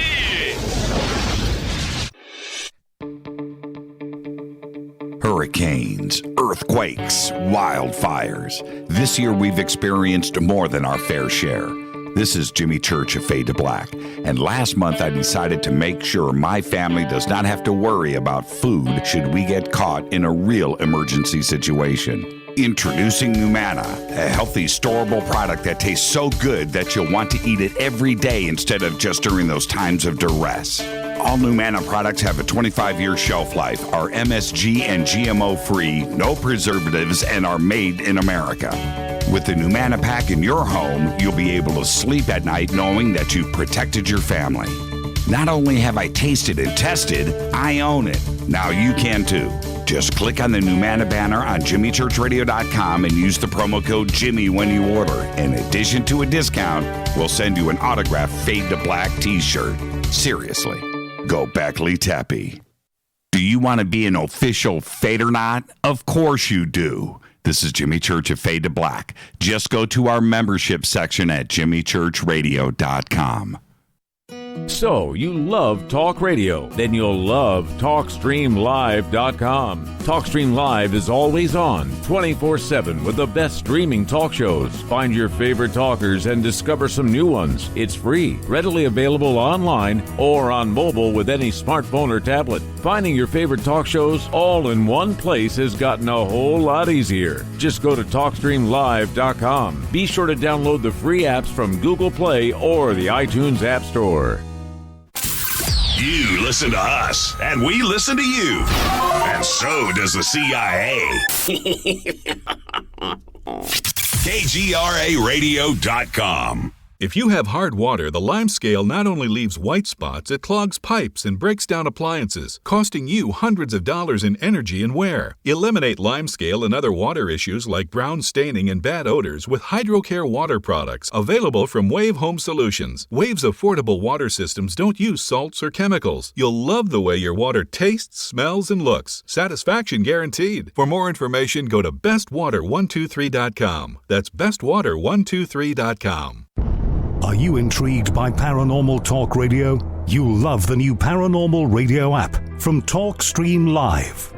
You'll find a great selection of talk shows covering UFOs, ghosts, strange phenomena, and much more. Download the paranormal radio app now and start listening to the very best in paranormal talk entertainment, including the network you're listening to right now, the paranormal radio app, free in Google Play and the iOS App Store. You are listening to Fade to Black with Jimmy Church on the Game Changer Network. Oi, oi, I'm Reese Evans. You're listening to Jimmy Church. This is Revolution. The revolution will not be televised. The revolution is on radio. Ciao.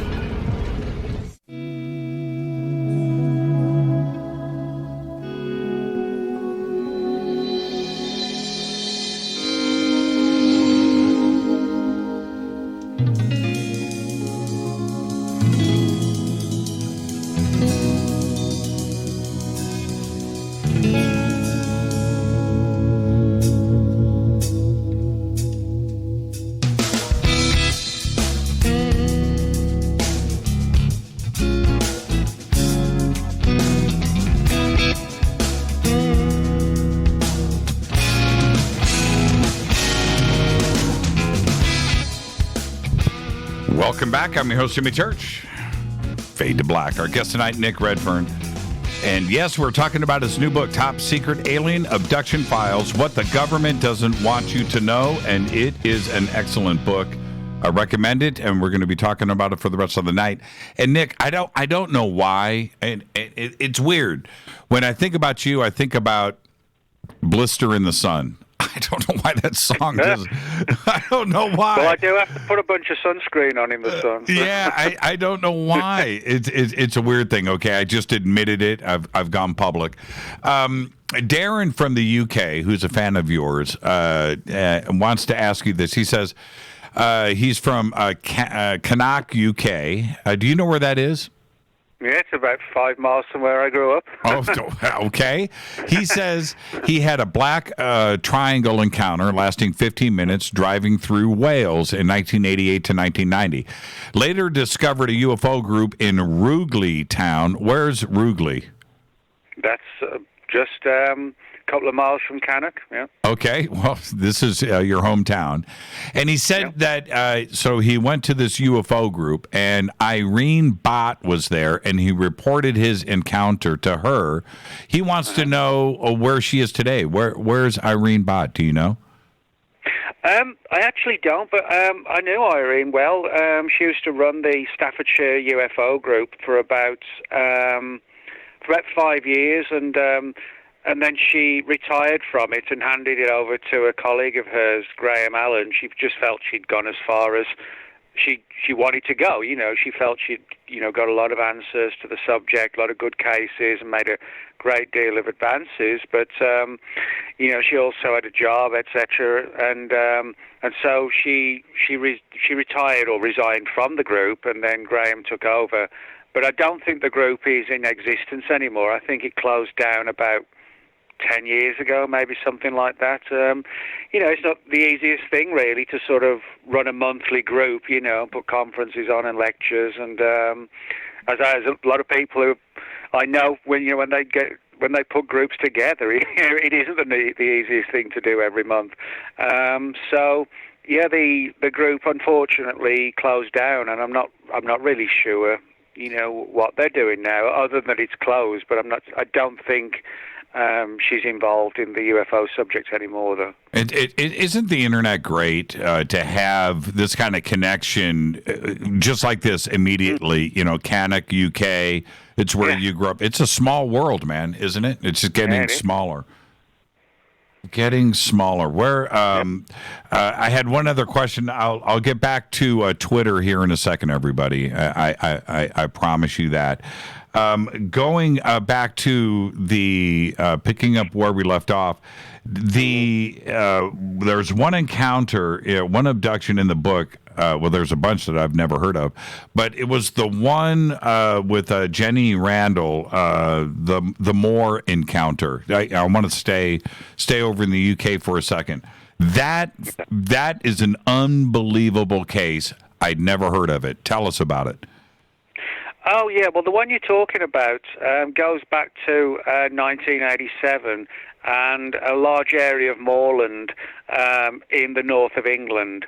And one particular morning, a guy was walking across the moor and saw this, like you could only describe, or he kind of described as like a goblin-type creature running across the moor, like a small humanoid-type figure moving quite quickly, and he was just sort of frozen to the spot, as most people probably would be, on a sort of 8 o'clock in the morning, crossing the foggy moors in England, and you see this strange humanoid figure. Well, he actually managed to snip a photograph of it, and which you can find online. And the witness left the area, went back down to the lowlands and the local village, and realized that he was missing a significant amount of time, which he could not account for. Now, from there, it got really weird, because just like Betty and Barney Hill, he began to have weird dreams and nightmares, particularly of like nuclear war and like an apocalypse, that kind of thing. As a lot of abductees do report that kind of thing. And now, it would have remained just as like an encounter with an entity, and then the creature was gone. But as he sort of dug into the story further, hypnosis, it turned out that he was taken on board this craft and basically, had the same scenario that a lot of other people report, namely, you're taken on board the craft medical experiments and so on. It got even weirder when he said that late one night there was a knock on the door, and two men identified themselves as working for the British Ministry of Defence, and they wanted to speak to him about his experience. And the weird thing was that he hadn't, apart from a couple of UFO researchers, he hadn't told anybody about this experience, never mind, share his name and address, etc. But these two men who called themselves Jefferson and Davis, although they claimed to be from the British Ministry of Defence, they sounded far more like the classic Men in Black, who sort of look vaguely government-like, but there's always some weird aspects to the story, and that was certainly the case in this experience. They allegedly flashed MOD ID cards, but there was something about them that just didn't seem right, almost if they weren't even fully human. But they essentially, warned him not to talk about the experience, and the thrust of the interrogation, if you like, was for them to try and get the photograph that he'd snapped. And fortunately, it'd actually been handed over to a local UFO researcher, so he didn't even have it anymore. But what's interesting is the witness, who preferred not to have his name revealed to Jenny Randles and another researcher named Arthur Tomlinson, who was investigating it. But they were able to prove that he actually was a serving police officer, which was one of the reasons why he was reluctant to go public with the story. With his name, but he was willing to share the story. Now, interestingly enough, Irene Bartu, the questioner from England, brought up, she actually had Arthur Tomlinson speak at one of her lectures once, and Arthur was one of the guys who investigated this case very closely, and when he spoke at the Staffordshire UFO group around about 1998, I had a chat with him and told him I was interested in this case, and he actually shared with me the real name of the police officer, which I agreed not to put in the public domain, and his name has still not been put in the public domain, but he is who he claims to be. And but it was such a weird scenario, of him seeing this craft, having this experience, and these two weird characters in black turn up when he hadn't even told anybody about the encounter apart from a couple of researchers. So the big question was, how on earth did these alleged MOD people suddenly know where to go to grill this poor guy about his UFO encounter? Yeah, in the book, when you talk about his real name, I kept waiting for it, kept turning pages, right? But you didn't do it, and you showed that respect. Let's go back for a second. When we are talking about so many abduction cases, of which there's probably millions, right? There's a lot of this going on. Certainly not everybody can be crazy. This is a real phenomenon. But who is doing it?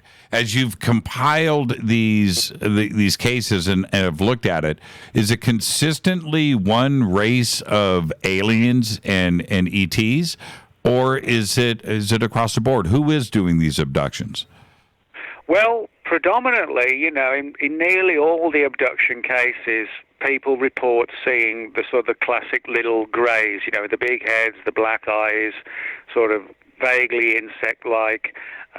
They are typically the ones that do the abductions and that do the medical experiments and so on. But there are some cases where people have said that in the side of the room, sort of looking from, by the wall, people have talked about seeing like a more spindly insect-like a so-called praying mantis type of alien. That's it. Sometimes people report seeing those on board the craft as well, almost as if they're sort of monitoring the abduction. Then you also get, in some cases, so-called reptilian-type creatures on board as well. But there's no doubt that the grey type is the overriding one that just about everybody talks about. What are they doing it for? Now, we've gotten the reports, going back to Betty and Barney Hill, And we mention Betty and Barney so much because it's just so well documented. The case with the regression, and for them to have such a not only a recalled memory, but the memory that they had leading up to it that wasn't part of an erased mind, if you will. But what is the purpose of it? We have lots of medical things that are going on, and other. What's the reason for it? Well, there are various theories to explain why these things, whatever you want to call them, aliens or multidimensional things or whatever they are, when you sort of look at the theory or the cases, there are different theories that have been put forward. Now, you have the one theory that the so-called greys are on a evolutionary decline, and so they kind of harvest cells, DNA, etc., to try and boost their own species. And that, if that's true, that would suggest that we are so close to them genetically that they can do that, which suggests maybe some sort of lineage between us somehow. Then you have some of the more sinister theories, or the sinister theory, where people talk about being implanted with these strange little implants under the skin. Now, some people take the view that this is benevolent and that what's going on, it's, they're sort of tracking devices that allow the aliens to track the abductees. The more controversial theory is that people are being abducted with these implants, which will one day be switched on, and there'll be sort of an entire body all around the world of sort of Manchurian candidates switched on to perform specific tasks for the aliens, and if that's true, I'm not saying it is, but that's one of the theories, that would be quite sinister and disturbing as well. The idea, the flick of a switch, so to speak, you'd have this sort of entire robots, zombie-controlled abductees, If these are happening as frequently as they are reported, it would seem that these treaties or agreements with our own government are real, and our government is allowing this experimentation and these abductions to happen. I know that you talk about this in the book, but this is we keep saying sinister over and over again, but it's like, holy crap, right? Well, one of the reasons why I call it sinister because it actually is sinister. It's like if you think about it, citizens being kidnapped, abducted against their will, subjected to medical experiments that we don't really know the reason for, people talking about implants, and the only response we get from the greys is sort of like a telepathic message, don't worry, it's for your own good. Well, that doesn't really sort of give me a great deal of, warmth in the theory or the idea. I think, to just take these entities at their word when we don't really know why they're doing it. They say it's for our well-being. You have other really sort of almost like esoteric theories as well. For example, a guy named Nigel Kerner wrote 2 books on the possibility that the greys are sort of not living entities as we understand it, but sort of like biological robots which lack souls. And he believes in his 2 books, Songs of the Greys, and I forget what the other one's called now, but it's Nigel Kerner. He believes or concludes that the Greys are somehow trying to understand the human soul, and if they could understand it and sort of harvest it, then they could potentially have sort of immortality rather than just being biologically created robots with sort of biological robots with a limited lifespan. So that goes down really, dark and disturbing pathways. The idea that they're interested in or obsessed with the human soul as a means to sort of ensure they have immortality, if you like, and sort of splicing the human soul in some way. with the Greys. And Nigel's books are very, when you read them, it'll keep you awake at night. But the fact is, there are a lot of cases where abductees have said they felt their soul or their life force was being sort of ripped out of their body, and they had like out-of-body experiences in the abduction. Are they limited to, we always picture, all right, the lonely car out on the road, like Betty and Barney Hill. We keep going back to that. Out in the middle of the desert or out in the country. Is how many are like that, or do they happen in the middle of downtown Chicago as well? Yeah, well, for the vast majority of the reports are when people are in isolated places. And I think that's an interesting thing, because it suggests that maybe even for however advanced they are, they're limited, that they're not able to, like you said, just abduct someone from downtown Chicago at 11 in the morning, someone's just going to Starbucks or whatever. I think this demonstrates that they are limited in how they have the ability to do the abductions. Now, when you talk about sort of vehicle abductions, I mean, there's a fascinating one from 1959 that I talk about. A guy named Jerry Irwin, who was an American soldier at the time. This was February 1959. And he was driving to Fort Bliss, Texas from Idaho. And he saw this strange light in the sky, came down from the sky, and he thought it could be a plane coming down, having a fault, and it was going to crash to the ground. So he parked his vehicle, left a note for anybody coming along saying, gone to check on a possible plane crash. Next thing he knew, he was in a hospital in Utah, and just outside Cedar City, Utah.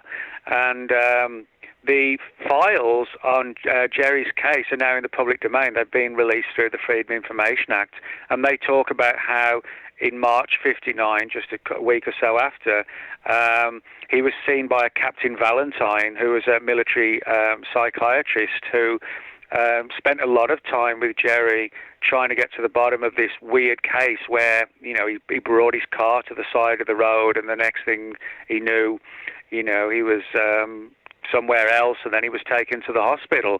And the Captain Valentine's report reads eerily like an early description of an abduction, with the issue with the car, and that Jerry Irwin not really wanting to talk about this, but intimating that there was far more to the story that went back to his childhood, which is interesting because a lot of the abduction stories, start in childhood and go through people's lives. So, the Utah story of Jerry Irwin is a very interesting one, and a classic example of how these things seem to prefer to abduct people in isolated locations, like long, lonely roads like he was on, and specifically at night as well. Yeah, and I have had weird things go down right here in Los Angeles. And I thought to myself, Nick, I literally went to the window, this is like 3 o'clock in the morning, and looked out expecting to see something above my condo. I'm thinking, now, how could this be? Well, this is Los Angeles. But what happened. I'm not saying I was abducted. Let's not go there. Not that I know of. But what happened, and it happened in a very populated area. How many times has this happened? Did you find a case where somebody was abducted from an apartment building in New York City? Oh yeah, I mean there are. I wouldn't say they're all sort of lonely nights, 3 a.m. in the morning, going through the woods or whatever. It's not always like that, but certainly. There are a number of cases, but I mean, as a perfect example of another one that's actually occurred in the middle of the night, but in a very built-up area. There's a case from Chesapeake, Virginia, in January 1967. Now, what's interesting about this particular case is that a summary of it you can find online at the FBI's website. The FBI have a website called The Vault, and if you go to the Vault website, you can go to the FBI's declassified UFO files. There's about 2,000 pages, and one of those documents talks about, in a summary form, this January 1967 Chesapeake, Virginia case, and involves a guy who was a TV repair guy, and he was driving home at night in Chesapeake, so we're not talking about some isolated location, and he had a vague memory of being taken on board some sort of craft, which weirdly enough he described as having from the inside sort of like transparent walls. And, you could actually see in and out. Well, when you're inside, you could see out, but when you're outside, you couldn't see in. And this is actually similar to something that Travis Walton described in his experience, that it was like a translucent glass-like wall. Now, he described these entities that he saw on the way home in Chesapeake as being very small, sort of round about 3 to 4 feet tall, and he had no recollection from 8 p.m. till 4 a.m. until the story started to come back to him. So, this is a case, yes, it was late at night, yes, it was the early hours, but it was Chesapeake, Virginia. We're not talking about, the wilds of Canada or somewhere like that, the Pacific Northwest woods.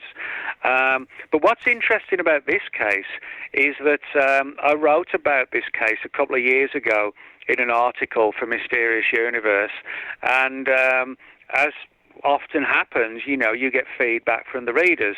And one of the people who responded to this was actually the granddaughter of the guy whose story I mentioned and which had been extracted from the FBI file.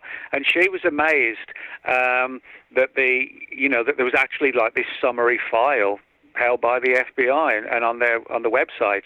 And we got talking, and finally actually got a chance to meet, and she brought all these pictures out of her dad, outside, with his arms folded outside of his TV repair shop and everything, and he clearly was the right guy. But what was interesting is that the summary of the FBI report just talks about him being taken on board this craft, having a period of 8 p.m. to 4 a.m. of missing time, and being surrounded by these small creatures. Now, when I spoke to his granddaughter, she told me a really strange story of how 2 Air Force intelligence operatives visited him. There was no threats, nothing like that. It wasn't anything disturbing. They just basically said, "Sir, we've been informed of your experience, and can you share, or are you willing to share with us, the data of and what you can recall?" And he was happy to do that. Invited them in. They sat down and had coffee, and he told the story, driving home, saw these strange craft, and so on. They asked a lot of interesting questions, also along the lines of, did he have any weird dreams afterwards, particularly dreams of like worldwide disasters and things like this. And bear in mind, this was 67. Those are the sorts of things that started to crop up in ufology in the 70s and 80s and the 90s, this apocalyptic dream angle that abductees have. But the Air Force seemed to have knowledge of that back then. Now, this was sort of very relaxed, situation where, they were just hoping he would help, and he said he would be happy to help. And but what was weird was that shortly after that, he then, the TV repair guy, he started to report that he was being followed. He told his mother, his wife, the girl's mother, that he's being followed by this guy in a black suit, and it wasn't like a normal guy, sort of black suit, black fedora, very tall, sort of really pale skin, and very skinny, and it was clearly she was describing one of the weirder Men in Black types that John Keel wrote about in, like, for example, the Mothman prophecies. And so what began for me as just this, literally like a one-page FBI document at the FBI's website, led to me to speak with his granddaughter. And then it turns into another story of an interview, sort of clandestine interview with two Air Force officers, and then being followed by this creepy man in black. all because of this period of missing time as he was driving home from Chesapeake. So, that demonstrates how a story that starts as pretty much nothing at all, expands into something of huge size, Let's take a break right here, Nick, and we'll continue this when we come back. And we got to talk about Whitley. We'll do that. Also, Dulce. And you know what? Just New Mexico in general, right? What is going on there? This is Fade to Black. Our guest tonight, Nick Redfern. Stay with us. We'll be right back.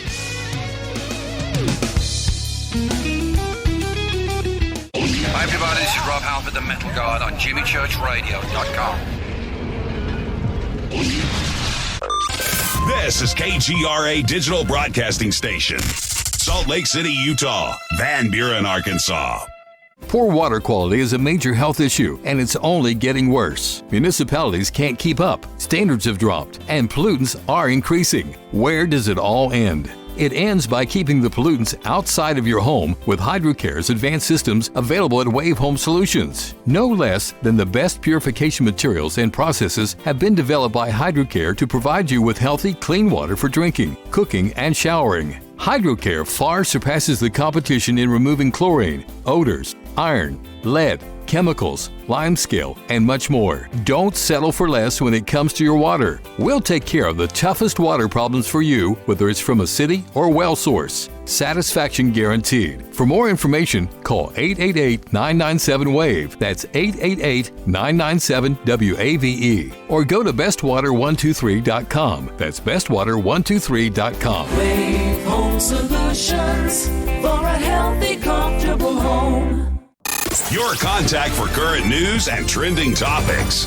KGRARadio.com. Does your basement or crawl space have a damp, musty smell? Well, watch out. That's a sign of too much moisture and not enough ventilation. And that can mean increased mold growth and the buildup of harmful toxins and gases. Don't bother with a dehumidifier. It just circulates the same unhealthy air. Now there's a better way to remove these dangers and odors. It's with the computerized Wave Moisture Control Unit that reduces moisture and expels pollutants.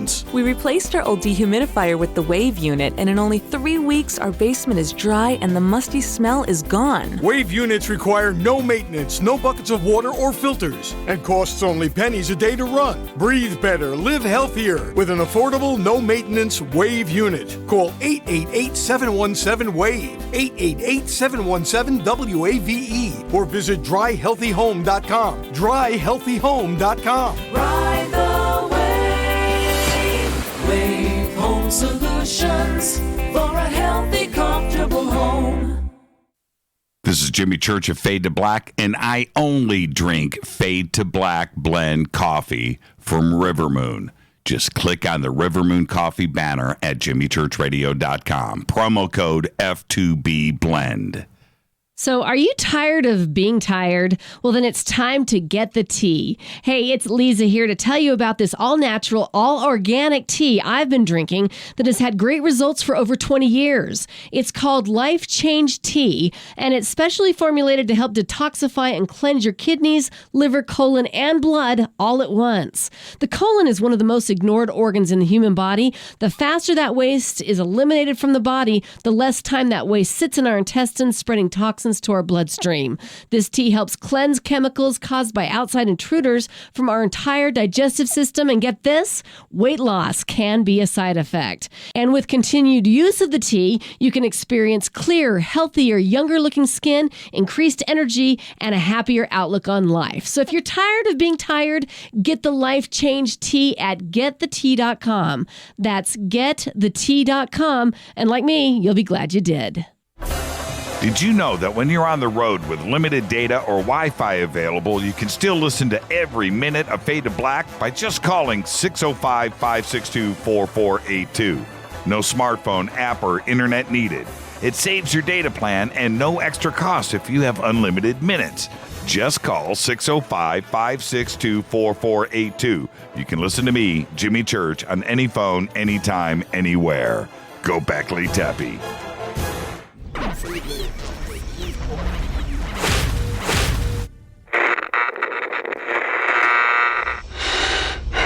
You want to know a secret? I love ponies. I really love ponies. I'm serious. I could couldn't stay sane without ponies to brush. Why fade to black? Because you never got that pony, damn it. This is Fade to Black with Jimmy Church on the Game Changer Radio Network and KGRA, the Global Radio Alliance.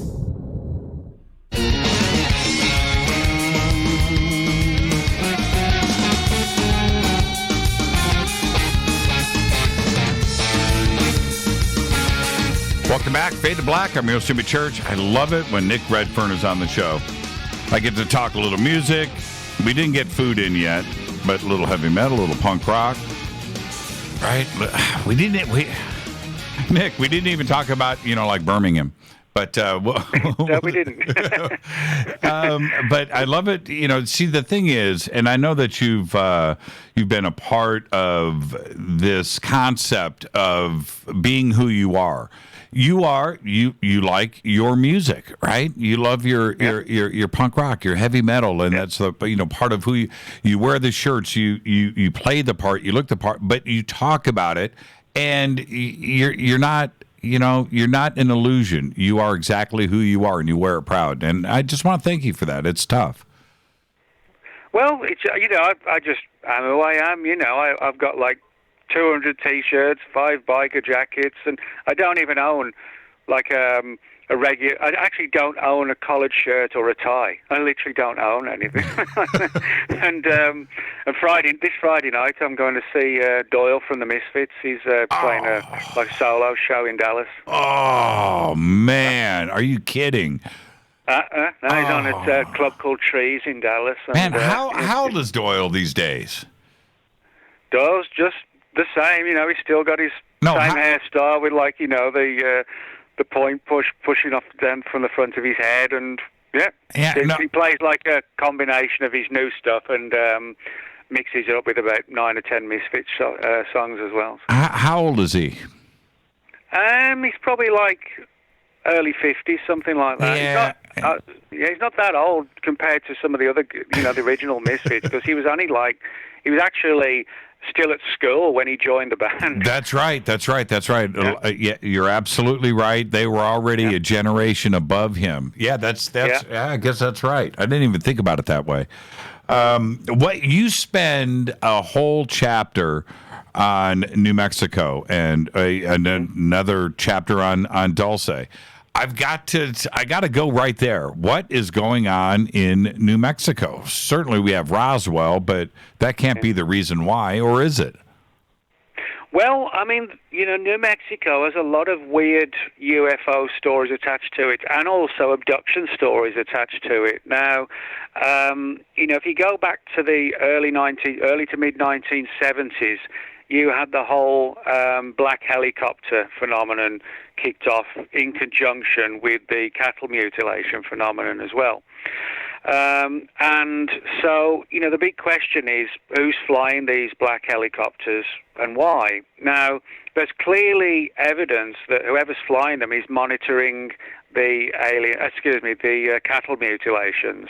But there are also a significant number of cases from not just around the world, but specifically from New Mexico, where abductees have been reporting seeing these black helicopters over their homes, and so almost like precariously close, as if they're monitoring the activities of the abductees, or possibly trying to even see an abduction take place as it occurs. There's good evidence that these black helicopters are part of some sort of unit that is monitoring the abductees.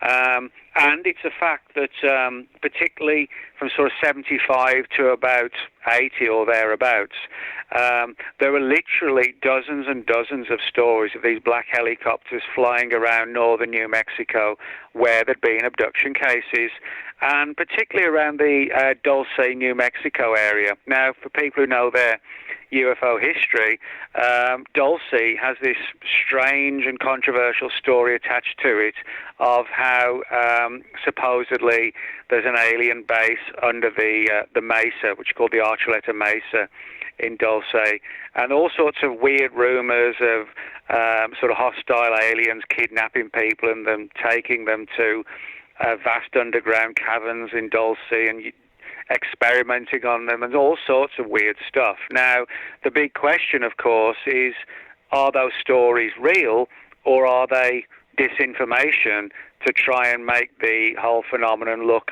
too over the top so people walk away from it, concerned that they're getting involved in something that's just, beyond what they feel comfortable looking into. But there's no doubt that whether you believe the stories or not, the fact is that significant numbers of cattle mutilations and significant numbers of black helicopters have all been seen in and around the Dulce area. So something is going on that does appear to have a tie-in with the black helicopter phenomenon. Now, and then there's everything else that goes along with that. I want to stay with this for a second. There's not only mutilations, there's reports of human mutilations, and going into that zone is uncomfortable for a lot of us to contemplate and think about and even discuss. But this is something that is very, very real. Well, yeah, and I mean, a lot of this story came out from Paul Benowitz, who was someone in the late 70s. Benowitz had a company called Thunder, which actually backed onto Kirtland Air Force Base in Albuquerque. And he did contract work for the Air Force at Kirtland Air Force Base. And over time, he would see strange objects flying over Kirtland Air Force Base, and he came to believe that they were extraterrestrial craft. And he made the fatal mistake of sort of contacting the Air Force and other agencies and telling them what he saw, and so they then turned their attentions to him. And what happened from there was that somebody did not want Benowitz to get any further into what it was that he was looking into, these strange craft flying over or in and around the Kirtland area. And so what happened was that he was suddenly flooded with all these stories and accounts and whistleblower tales and even documents which suggested that Benowitz should turn his attention away from Kirtland and far closer to Dulce, where apparently he was told he would get the answers that he was looking for. And whistleblowers in the military and the intelligence community swamped Benowitz with these tales of, as you said, these sort of underground installations where supposedly there were hostile and dangerous extraterrestrials that were kidnapping people by the hundreds and thousands, and there were multiple layers in this underground facility, and people were being held there, and terrible experiments were being done on them. And it actually got too much for Benowitz. After a couple of years of all this and these clandestine meetings and these nightmarish tales, he pretty much had a complete breakdown and had to go into a facility for a while to recover. And he really did not go back to ufology after that. He just stayed away from it. But other people have looked into the Dulce story as well, and certainly the FBI's files on cattle mutilations, which are also on the Vault website, they talk extensively about mutilations in Dulce in the FBI's own files. So, that's an intriguing angle to it. But certainly, around that period, Benowitz was definitely getting a lot of really sort of nightmarish abduction-type tales directly from his whistleblower sources. What about, so when we talk about Dulce and Schneider and Benowitz and the underground facilities there, what about the inner earth in general? There's a lot of talk of being on a craft in a room, a medical table, examinations, weird medical tools and things hanging from the ceiling. Same things, but underground. And just like when I mentioned to you earlier about when you brought up maybe the alien bases are on the moon and or here on, but they're not coming from somewhere else in the galaxy, right? But some of these abductions might just be from somebody from the inner Earth. Yeah, well, I'm not a big fan at all of, the hollow Earth angle, But, the idea of underground facilities and installations, there's no reason to be in any way sort of skeptical of that. I mean, for example, the Russians, we know, one in the Ural Mountains, that they've developed like a vast underground installation, which is sort of built into one of the Ural Mountains, and in the event of a nuclear war, potentially, the U.S. intelligence suggests that, it could house thousands of people, for however many years was needed. It's kind of like in the United States, we've got the old NORAD facility. Lots of rumors about facilities out at Area 51, literally hollowed out mountains and hills, where the real work goes ahead. So spy satellites flying up above will not really see anything because most of the stuff is underground. So in other words, there's no reason whatsoever to believe that there should not be, or that it's out of the question that there could be underground alien facilities, because we're building things like that. Rather ironically, my dad worked as a carpenter for most of his life, and he actually worked on one particular place, which was actually a swimming pool at like a fitness center, but underneath it you could go down like 40 steps, and it was actually a room that was designated for like the local government in the event of a nuclear attack. Now, if a direct strike, everybody had been wiped out anyway. But they did actually build this sort of bunker type thing underneath the fitness center's swimming pool. As bizarre as it sounds, my dad actually helped to build it, and so the idea of some sort of facility under Dulce isn't out of the question. Now, there's an even weirder story about this as well. Back in the 1960s, specifically 1967, the Department of Energy actually detonated an atomic weapon below Dulce. That's a true story, and it was called Project Gas Buggy. And the official story is that they detonated this small atomic device to try and determine how much natural gas was down there and how, it could be sort of harvested and used, as energy. But on the other side of the coin, you have the suspicion or the belief system that the atomic weapon was actually really detonated to try and destroy the alien base. Now, it is a fact that if you go to the nearby forest in Dulce, where the detonation went off, there are actually signs there that warn you to this day that it's illegal, in relation to the U.S. government, it's illegal to actually dig underground in that area, which is even more bizarre. And none of that is hearsay. That's all fact about the atomic bomb being exploded right just 3 miles from where the base is supposed to exist. So, you've got those weird aspects to it as well. Well, and there's a lot of people that live right there. It's remote, but there are towns and indigenous cultures that live right there. Yeah, you're right. I mean, I should stress this was a small atomic device, and it was detonated like a couple of thousand feet underground as a means to sort of, figure out how much natural gas there might be. And they're trying to open up areas, and figure out what they could do. But, I mean, that may well have been the official story, and it may be exactly what happened. But when you look at it from the perspective of the UFO angle, it's just a couple of miles somewhere, supposedly, there was an underground alien base which was out of control, and the government was frightened to send people in the sense that, that they're not going to come back, as it was if they'd gone rogue, and it was out of ground, Steve, to even the government. So a panicked government tried to nuke them, and you can actually, as strange as it might sound, you can actually make a case that that's what happened, Unbelievable. Now, I had heard stories about that, and that possibly had to do with some of the cattle mutilations and other things because of the testing of the radiation. They had to go and cut the cattle apart to check for radiation and its effects on the inside the animals. But I always thought that was urban legend.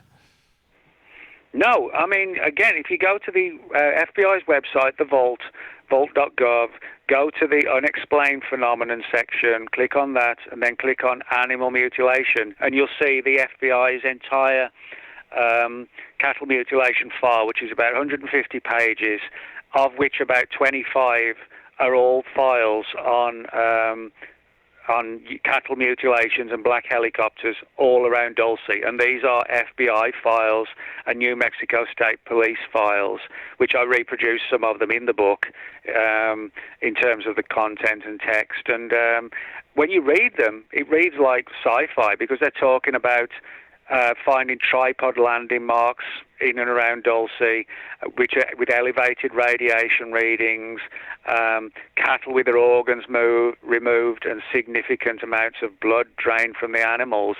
And these are the FBI's official records on Dulce. Yeah, I'm looking at it right here. I love the Vault. It's a good website. Oh, the man. FBI are really good about releasing their files and making them easy to, obtain and, totally free. You can download them all in PDF format. And, they've done a really good job with that website. Yeah, they did. And when it first kicked, till my eyes were just red. I spent so much time here, and I'm back at the site now. Thanks for that, Nick. Let's. What are you doing, Jimmy? I'm on the Vault. Just leave me alone. You spent a lot of time on Whitley Strieber, and I can't help but I want your reaction to this. Whitley coming forward.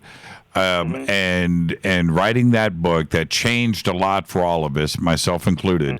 But I often felt compassion for all of the other abductees out there that refused to come forward after the teasing and the ridicule and some of the things that happened to Whitley after that. And he was very courageous in writing what he did,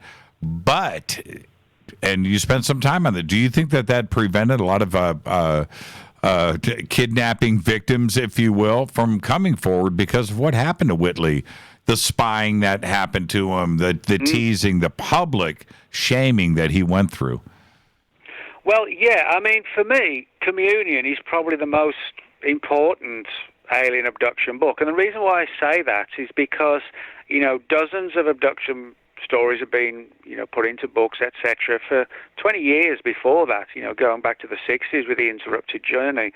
But, Strieber was a really good writer, and he had a very personal story to tell. And also, his book wasn't just sort of focused on scientists from other worlds taking our DNA. There was sort of a lot of almost mystical material in there as well. No doubt. And which took it into sort of very different areas where some UFO researchers weren't expecting that. But I thought, it was a really cool, refreshing approach. But the reason why I mention Whitley in the book was because after it was published, he started to get some really weird things happen to him. For example, he would get these hang-up phone calls in the middle of the night, and they would get these calls where there'd be sort of like this deranged laughter down the line, and it was clearly being done to destabilize Whitley and his family by doing this in the middle of the night, and sort of jolting them out of a dead sleep. And bear in mind, this was sort of the early 90s, and so Whitley got what was back then pretty new. He got caller ID, and he was able to track back these phone calls from a company called EG&G Rotron. And it turns out that at one point, well, not one point, but for significant times, they actually did work for NASA, the Department of Energy, and even out at the Nevada Test and Training Range, which is better known as Area 51. And on top of that, he started to find, as he said in his own words, spooks started prowling around my neighborhood upstate. And somebody flashed an NSA card to one of his colleagues and trying to find information out on Strieber. Now, the story gets even weirder because just 1 year after Communion came out, a journalist named Ed Conroy wrote a book called Report on Communion, which was Conroy's own study of Strieber's book and his claims. So he's basically like an impartial journalist taking a look at his story. It turns out that when Ed Conroy started to do the research into Whitley's book, then Ed started to get weird things happen to him, like strange messages left on his phone calls. Also getting weird black helicopters outside of his window. And he also had what I guess today we would call like a shadow person in his bedroom, which was a really strange scenario. And, you know, you put all those issues together of Whitley being watched, these sort of strange phone calls, tracking back to like NASA and Area 51, people actually breaking into his house and somehow overriding his burglar alarms. Then Ed Conroy, who writes his own impartial study of Whitley and his experiences, he then becomes a victim too. You put all that together, and you know you have a significant situation in which probably the most famous alien abductee of all time was put under major surveillance by who exactly we don't know, but at least a couple of agencies. The book, for me, Nick, and for everybody that's going to be reading this, it's disturbing. It's disturbing on all levels. And what do we take away from that? I mean, is there a warning? Is there some advice? I mean, what do we do with this? Well, I mean, the things that I can say for sure, having spoken to literally dozens of people for the book, most of who are, you know, speaking on the level, you know, they're not anonymous people, and the files are all listed so people can read them for themselves and go and find them. What I found is that, at least going back to the early 1960s, agencies, at least in the US and the UK, were aware of the abduction phenomenon back then to a I would say a fairly limited degree. Through the 70s and 80s, their knowledge obviously clearly grew. And it's still going on to this day. I've got the most recent case in the book is just like a year ago.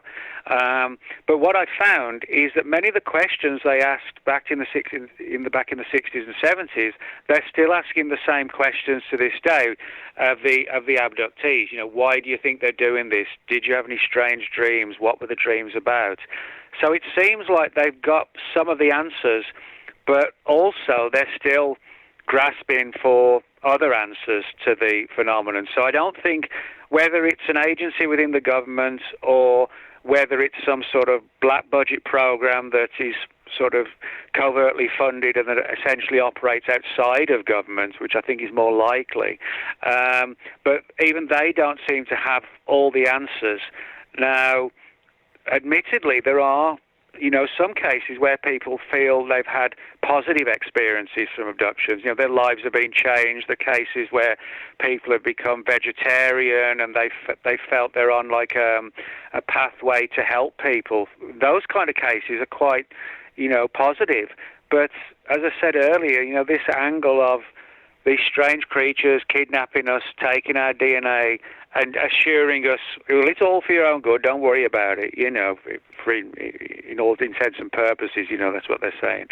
I'm not really sure we should just accept them at their word. And maybe I think that's the way the government looks at it.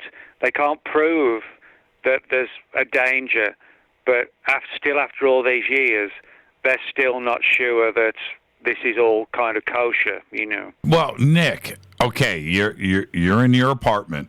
You're on a lonely road. It happens, right? And your car, you pull over, boom, there's ET, he's at your door. And he says, look, we're either going to take you or you can come with us. What do you do? I mean, do you go or do you put up a fight and then just get kidnapped? I'll probably blast him with a bit of the Misfits. destroy their eardrums, But no, joking aside. Oh, man. Well, the problem is that most people feel as if they're mind controlled. When they have these experiences, that their self-will, their self-power goes away, and they either go with the aliens willingly, or it seems like willingly, or it's like they're sort of just placed under anesthetic, and the next thing they know, they're on the craft. There seems to be hardly any cases where the witness is placed in a position where they have the ability to escape or to flee the car and head to the woods and hide out. It's almost as if the mind control or the anesthesia, for want of a better term, kicks in almost immediately, and you don't even have time to think about getting out the area, unfortunately. The book is called Top Secret Alien Abduction Files, What the Government Doesn't Want You to Know. Nick, thank you so much. Now, go play some Misfits, get ready for Doyle this Friday, and enjoy the rest of your night. Thank you so much, Nick. All right. Thanks a lot, Jimmy. You're the best, Nick. I really appreciate it. Nick Redfern, and his links for Nick Redfern 40 and, of course, blogspot.com are right there at jimmychurchradio.com. And I used to say it often. I'll say it right now. Whenever I need material, I go to Nick Redfern, and you should too. It's Fade to Black. I'm your host, Jimmy Church. Thank you, Nick. I'll be right back. I'll open up the phone lines. Let's cruise out this last segment. I'll be right back. Stay with us.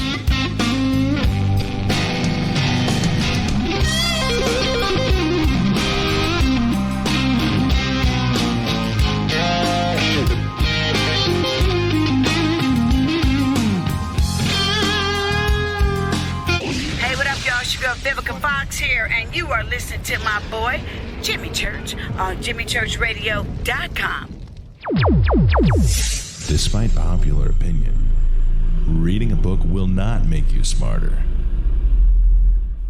But listening to Jimmy Church will. Hurricanes, earthquakes, wildfires. This year we've experienced more than our fair share. This is Jimmy Church of Fade to Black, and last month I decided to make sure my family does not have to worry about food should we get caught in a real emergency situation. Introducing Numana, a healthy, storable product that tastes so good that you'll want to eat it every day instead of just during those times of duress. All Numana products have a 25-year shelf life, are MSG and GMO-free, no preservatives, and are made in America. With the Numana pack in your home, you'll be able to sleep at night knowing that you've protected your family. Not only have I tasted and tested, I own it. Now you can too. Just click on the Numana banner on jimmychurchradio.com and use the promo code Jimmy when you order. In addition to a discount, we'll send you an autographed Fade to Black t-shirt. Seriously, go Beckley Teppy.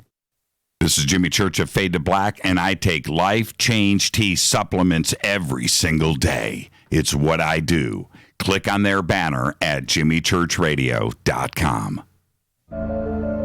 When you take the beans from Central America with dashes of Indonesian and African mixed in and then roast it to the dark side of Fade to Black, you create the ultimate brew of fringe. Introducing the Fade to Black blend from Rivermoon Coffee. Yes, Rivermoon's darkest customized roast was created for the love of Fade to Black.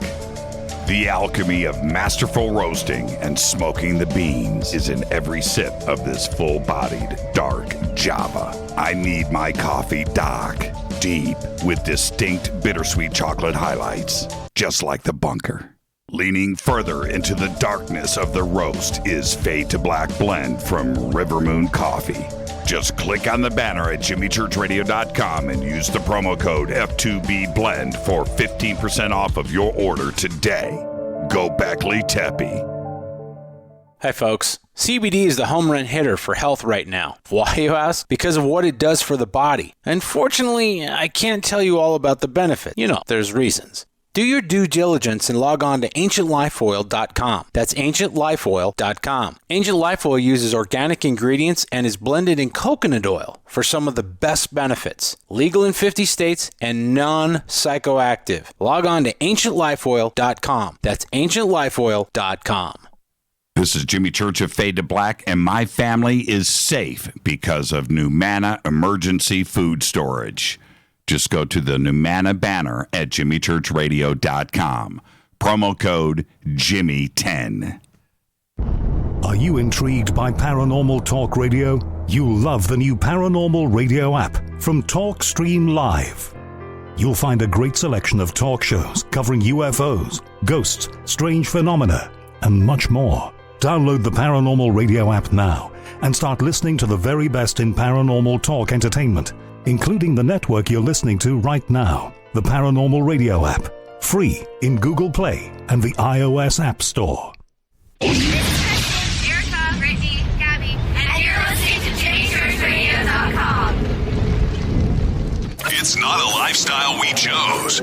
We were born this way. KGRARadio.com.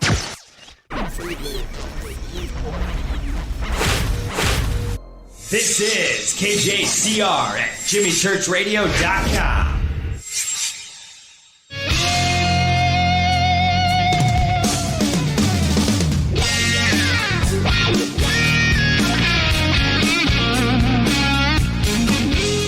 All right, welcome back. Fade to Black. I'm your host, Jimmy Church. All right, opening up the phone lines. 323-825-5045 or 323-275-9695 or 818-921-6929. And I do want to thank Nick Redfern for coming in. The book is Top Secret Alien Abduction Files, What the Government Doesn't Want You to Know. And I'm not kidding.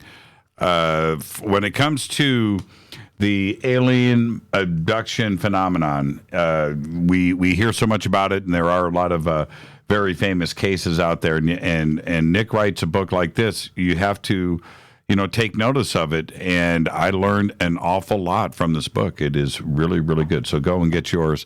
It's a good read. Okay, Nick Redfern 40in.blogspot.com is Nick's website, and the links are over at jimmychurchradio.com. Let's go to area code 408. You're up on Fade to Black. Who's calling? Hi, Jimmy. This is Deb from Sacramento. How are you? Hey, Deb. How are you? First up. Wow, Good. You got through on the line. I know. Right on. I know. I tried the other two lines first, and I couldn't get through, so this is my last option. I just had a quick question. I would love to get through Nick Redfern's book. I remember my first time trying to get through Communion, and I noticed a very interesting and kind of a disturbing pattern. Every time I got to information where it was scary or disturbing, I would start to get real drowsy, literally like I was being put into a trance, and I kept falling asleep. And and I don't know if that's called cognitive dissonance or where your brain can't handle it. Mm-hmm. But when under the abduction thing, where people are being confronted with this, and then they have like a lapse of time, or you were talking about them just going under a spell, or the control being, I wonder if we automatically just have that embedded in us, and they just like flip a switch and kind of, it's easy to take us because our brains can't handle it. I don't know, but it took me forever to get through Communion because of that. You remind me of, and I remember exactly where I was when I read Communion, and it was in Pasadena. And I literally, and I'm not making this up, I mentioned this before on the show, I learned how to read with one eye, because I kept my other eye on my bedroom window. I'm not kidding. I could literally read. I was so freaked out. I mean, I got really, it was just something about the way that, first off, everything was occurring in like in a cabin or in a bedroom, and I'm in bed and I'm reading this, and I'm waiting for. I felt like I was being watched. I felt like I literally learned how to read with one eye. I'm not making that up. That's a true story. I believe it because I kept having, while I was trying to read it too, I'd have images of them like showing up in my room, even though they weren't there. My mind and my imagination, because of the way he writes it, is so good that you start to imagine like this happening to you while you're reading it, and it freaks you out. I didn't sleep. I don't know how you got into drowsy mode. When I went through. And during that period, because he brought up an interrupted journey a few times tonight. I certainly have on this show many times. That and Fowler's book, Betty Andreessen. Those two books combined with Communion. I did not sleep. I could not stop reading those. I would read them. I remember I'm not kidding. I would wake up in the morning. I would get up in the morning and go out. My roommates would be there, and I would have to act like I just got up. Right? That was the game. I was up all night reading these books and would come out, and I would have to like fake yawn. Oh, you want some coffee? And I knew that I had to go to work that day, and I was up all night reading Communion. You know, it's the Andreessen Affair did the same thing to me, and Interrupted Journey, which I read those books over and over again. But yeah, absolutely. I was the opposite. I couldn't sleep. I could not sleep. You're a lot braver than me, Jimmy. It is such anyway. It's such a great period of my life, those books and what I went through. Thank you so much, Deb. That was a great conversation tonight with Nick, wasn't it? Absolutely, yeah. I always see him on Ancient Aliens when I know he's going to be on. I make sure to tune in. Yeah, he's fascinating. I want to try to get his book. Hopefully I won't fall asleep trying to read it. I think I've been exposed to enough now where I can handle a lot more now. Somebody should post. There is a picture out there on the web of Nick and I. I'm standing behind Nick, and we both have sunglasses on, and we're looking off into the distance. I don't know who took the picture. But it's really cool. Nick and I, because he's all rock and roll and I'm looking all businesslike, but nonetheless, we're looking off and it's a great picture of the two of us. I don't know what we're looking at, and the picture was taken from a distance, but it's a really cool picture of Nick and I. Somebody should post that. I haven't seen it in years. Thank you so much, Deb. Hopefully the people listening, hopefully someone will post it. Somebody Thanks, will post Jimmy. it. Somebody will post it right now. We'll see you tomorrow night. Yeah, absolutely. Take care. Have a great night. Somebody post that picture of Nick and I. Somebody's got that out there. I don't even think I have it. And I'm not going to spend the time to look for it. So, all right, let's go back to the phone, switch phone banks here. Let's go to area code 601. You're up next on Fade to Black. Who's calling? Oh, well, there that call goes. And I'm going to reset that phone line. That was weird. It was there and was gone, and now I've lost that phone bank. Oh, man. Go figure. Yeah, somebody post that picture of Nick Redfern and I. That was pretty cool. And I want to go back. There is the point about Nick that I made at the beginning of the show, and this is a very serious point that I was never able to shake from Nick, which was I'm going down the line, right, of this panel, and I remember specifically Nick being down on the end. He was like the last one, and after I think Steve Murillo was on that panel, right, and I'm going through and.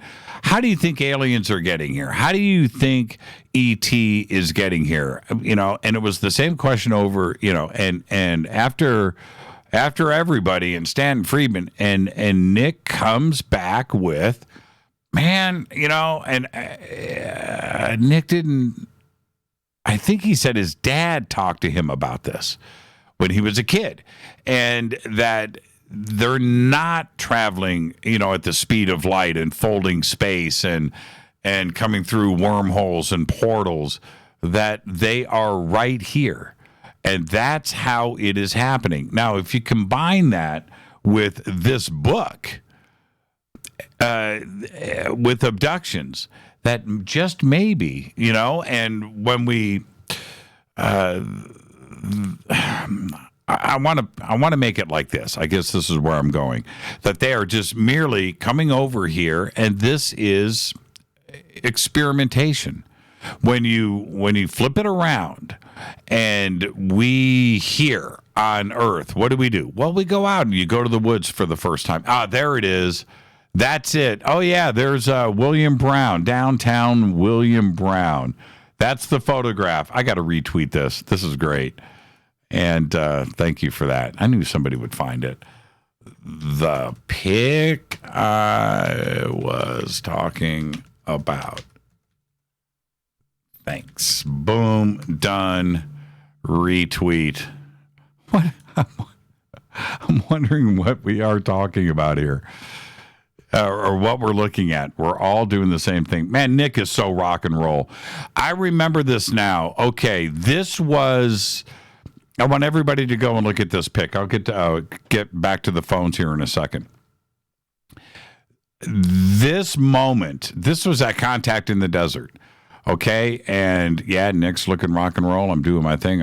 But William Brown, I'm going to refresh everybody's memory. William Brown did about a 10-minute, 5 to 10 minute, what do you call it? Conversation point that he made about physics, about light speed, particles, space travel, and propulsion systems, right? And he goes off on this 10-minute beautiful presentation, and it caught everybody by surprise. And I'm not kidding. Standing ovation. And if you were there, that moment for William Brown, if you were there, you know exactly what I'm talking about. There was 2,000 people there, 2,000. And I went over, and the applause took off, and I went over and stood next to William, and I bowed. I forgot all about that. William Brown. That's an amazing cat right there. Thank you for this. Oh, all right. Yeah, this is cool too. Gonna read. How did you do that so fast? Reverend Jimmy, you got some kind of program that turns everything into paintings? That's pretty cool. I like that. If you want to check out what we're talking about, it's at JChurchRadio on Twitter, hashtag F2B. And you can go and check that out. Okay, so anyway, where was I? Oh, yeah, so when we go out and we go into the jungles and we're in the rainforest, or we go to a tropical island or the Galapagos, or you're out in the desert and you're some kind of anthropologist and you're going out, you're collecting species. You know, you're bagging and tagging. And what goes on with this is could be, depending on how you want to look at it, pretty horrific, right?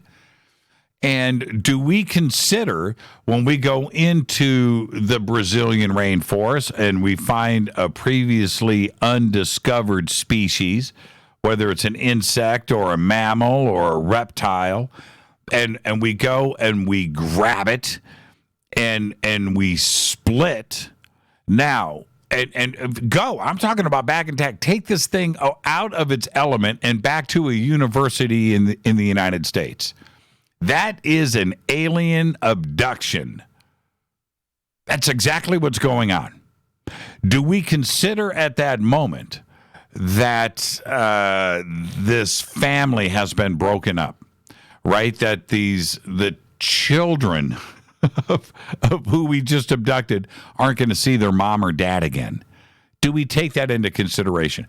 When we dissect, we take this back to base camp and we throw this thing down and boom, we're cutting it open and we're looking at its organs and we're looking at how photographing it and doing all of these crazy tests, maybe even while this thing is alive, and the medical instruments that are coming down. Do we consider any of that?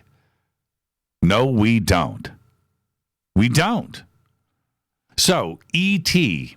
advanced from us a million years, and they're looking at. Are they looking at us as intelligent species?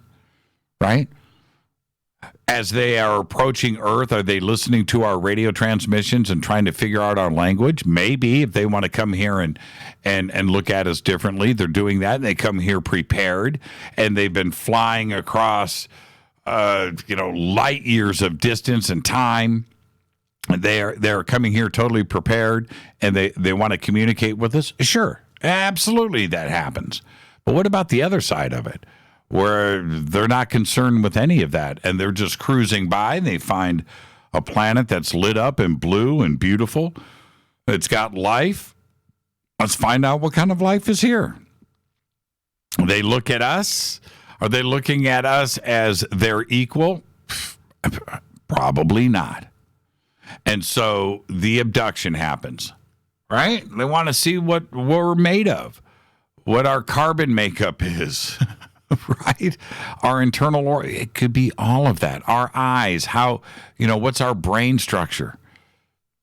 All of this testing that would happen. Are they concerned when they do that abduction about your family that's not going to see you come home on time with dinner? No. Now, is it twisted? Is that a sinister way of looking at all of this? We don't consider that, do we? We don't do it. It's a zone that we, quite frankly, don't go into. When you're a kid, and how easy is it to have this outlook on this? How easy is it to go into this zone? When you're a kid, and you're out, and you've got your bug jar, and you're out in a field capturing bees, and you get a big jar full of bees. Are you concerned? Do you? No. No, you're not. Butterflies? How about a bird? Right? Coming home with some kind of pet. You don't consider any of that, and it's got to be the same thing. There's no other way to look at it.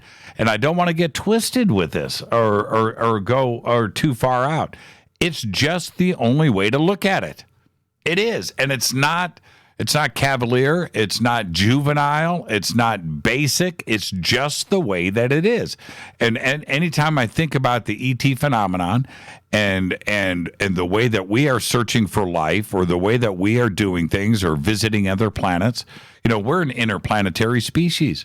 We are. We've been to the moon. I don't know how many times we've been to Mars, but we've certainly, right now, you can go outside and look at Mars. Look at Mars.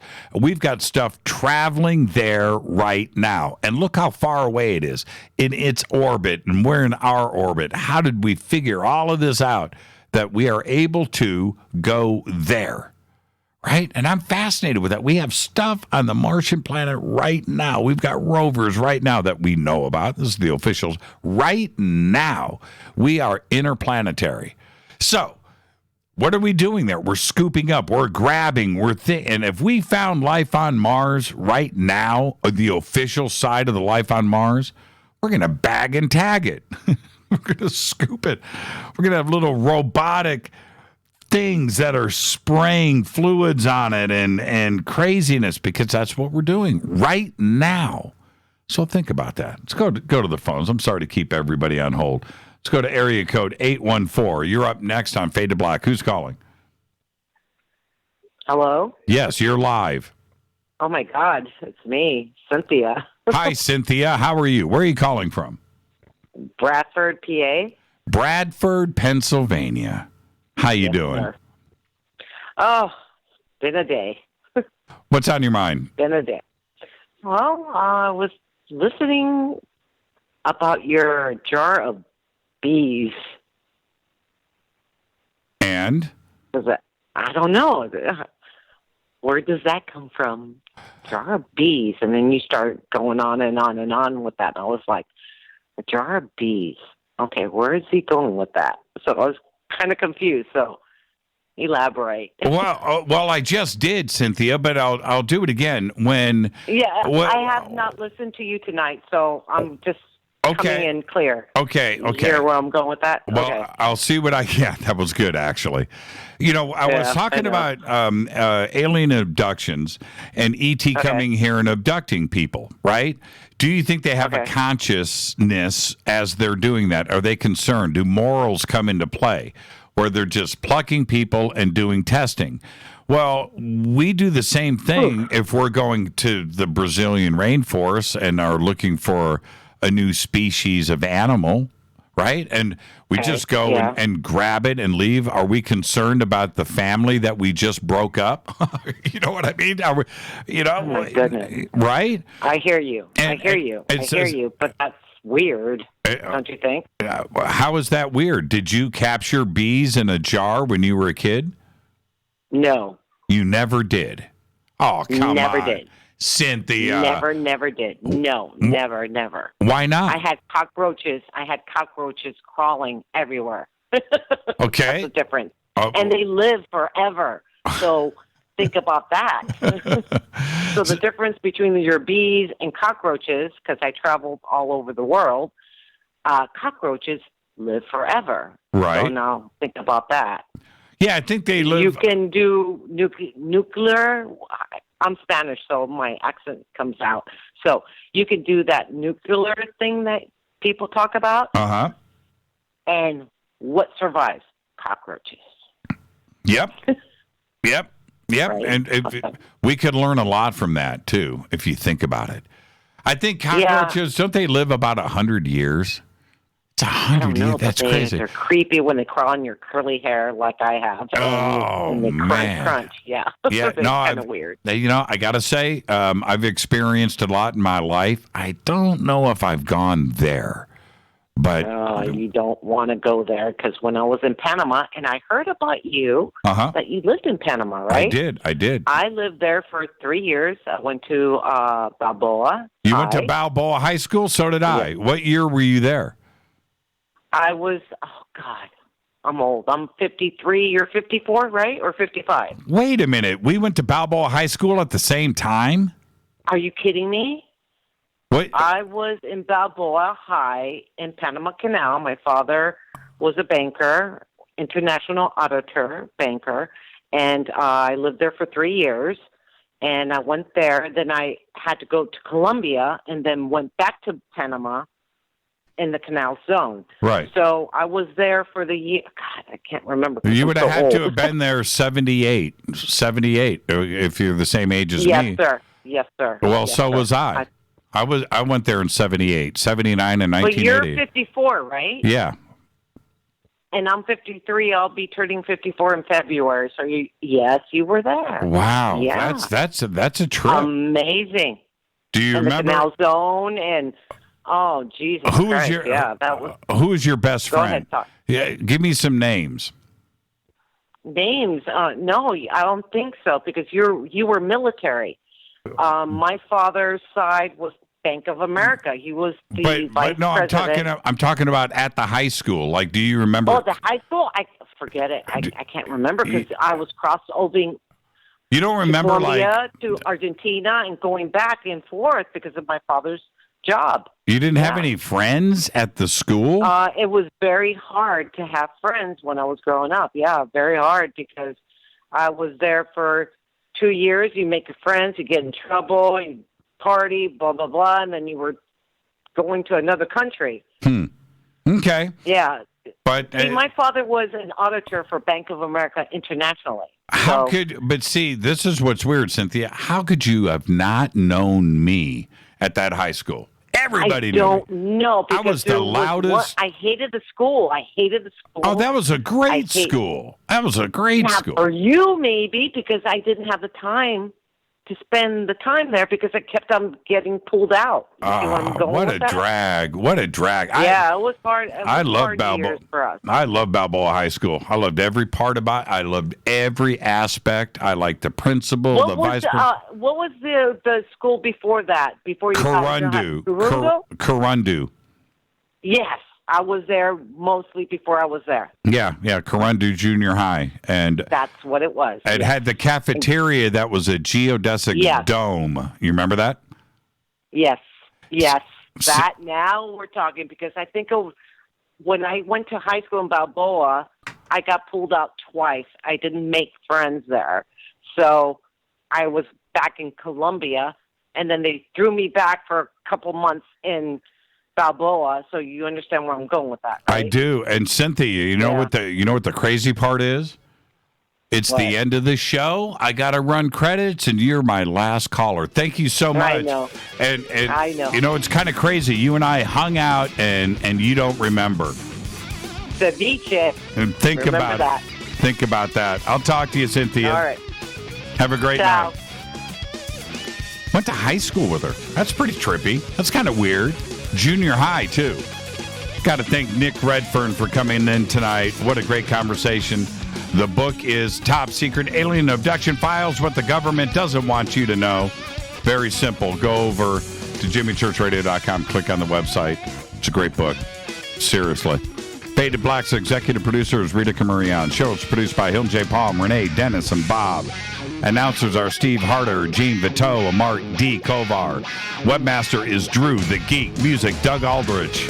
Intro, Spaceboy, spaceboymusic.com. Fade to Black is produced by KJCR for the Game Changer Network, and syndication is KGRA, The Planet. This broadcast owned and copyrighted 2018 by Fade to Black and the Game Changer Network. It cannot be rebroadcast, downloaded, copied, or used anywhere in the known universe without written permission from Fade to Black of the Game Changer Network. I'm your host, Jimmy Church. Tomorrow night, right here, open lines, Fader night, all night long. Until then, everybody be safe. Go Beckley Teppy.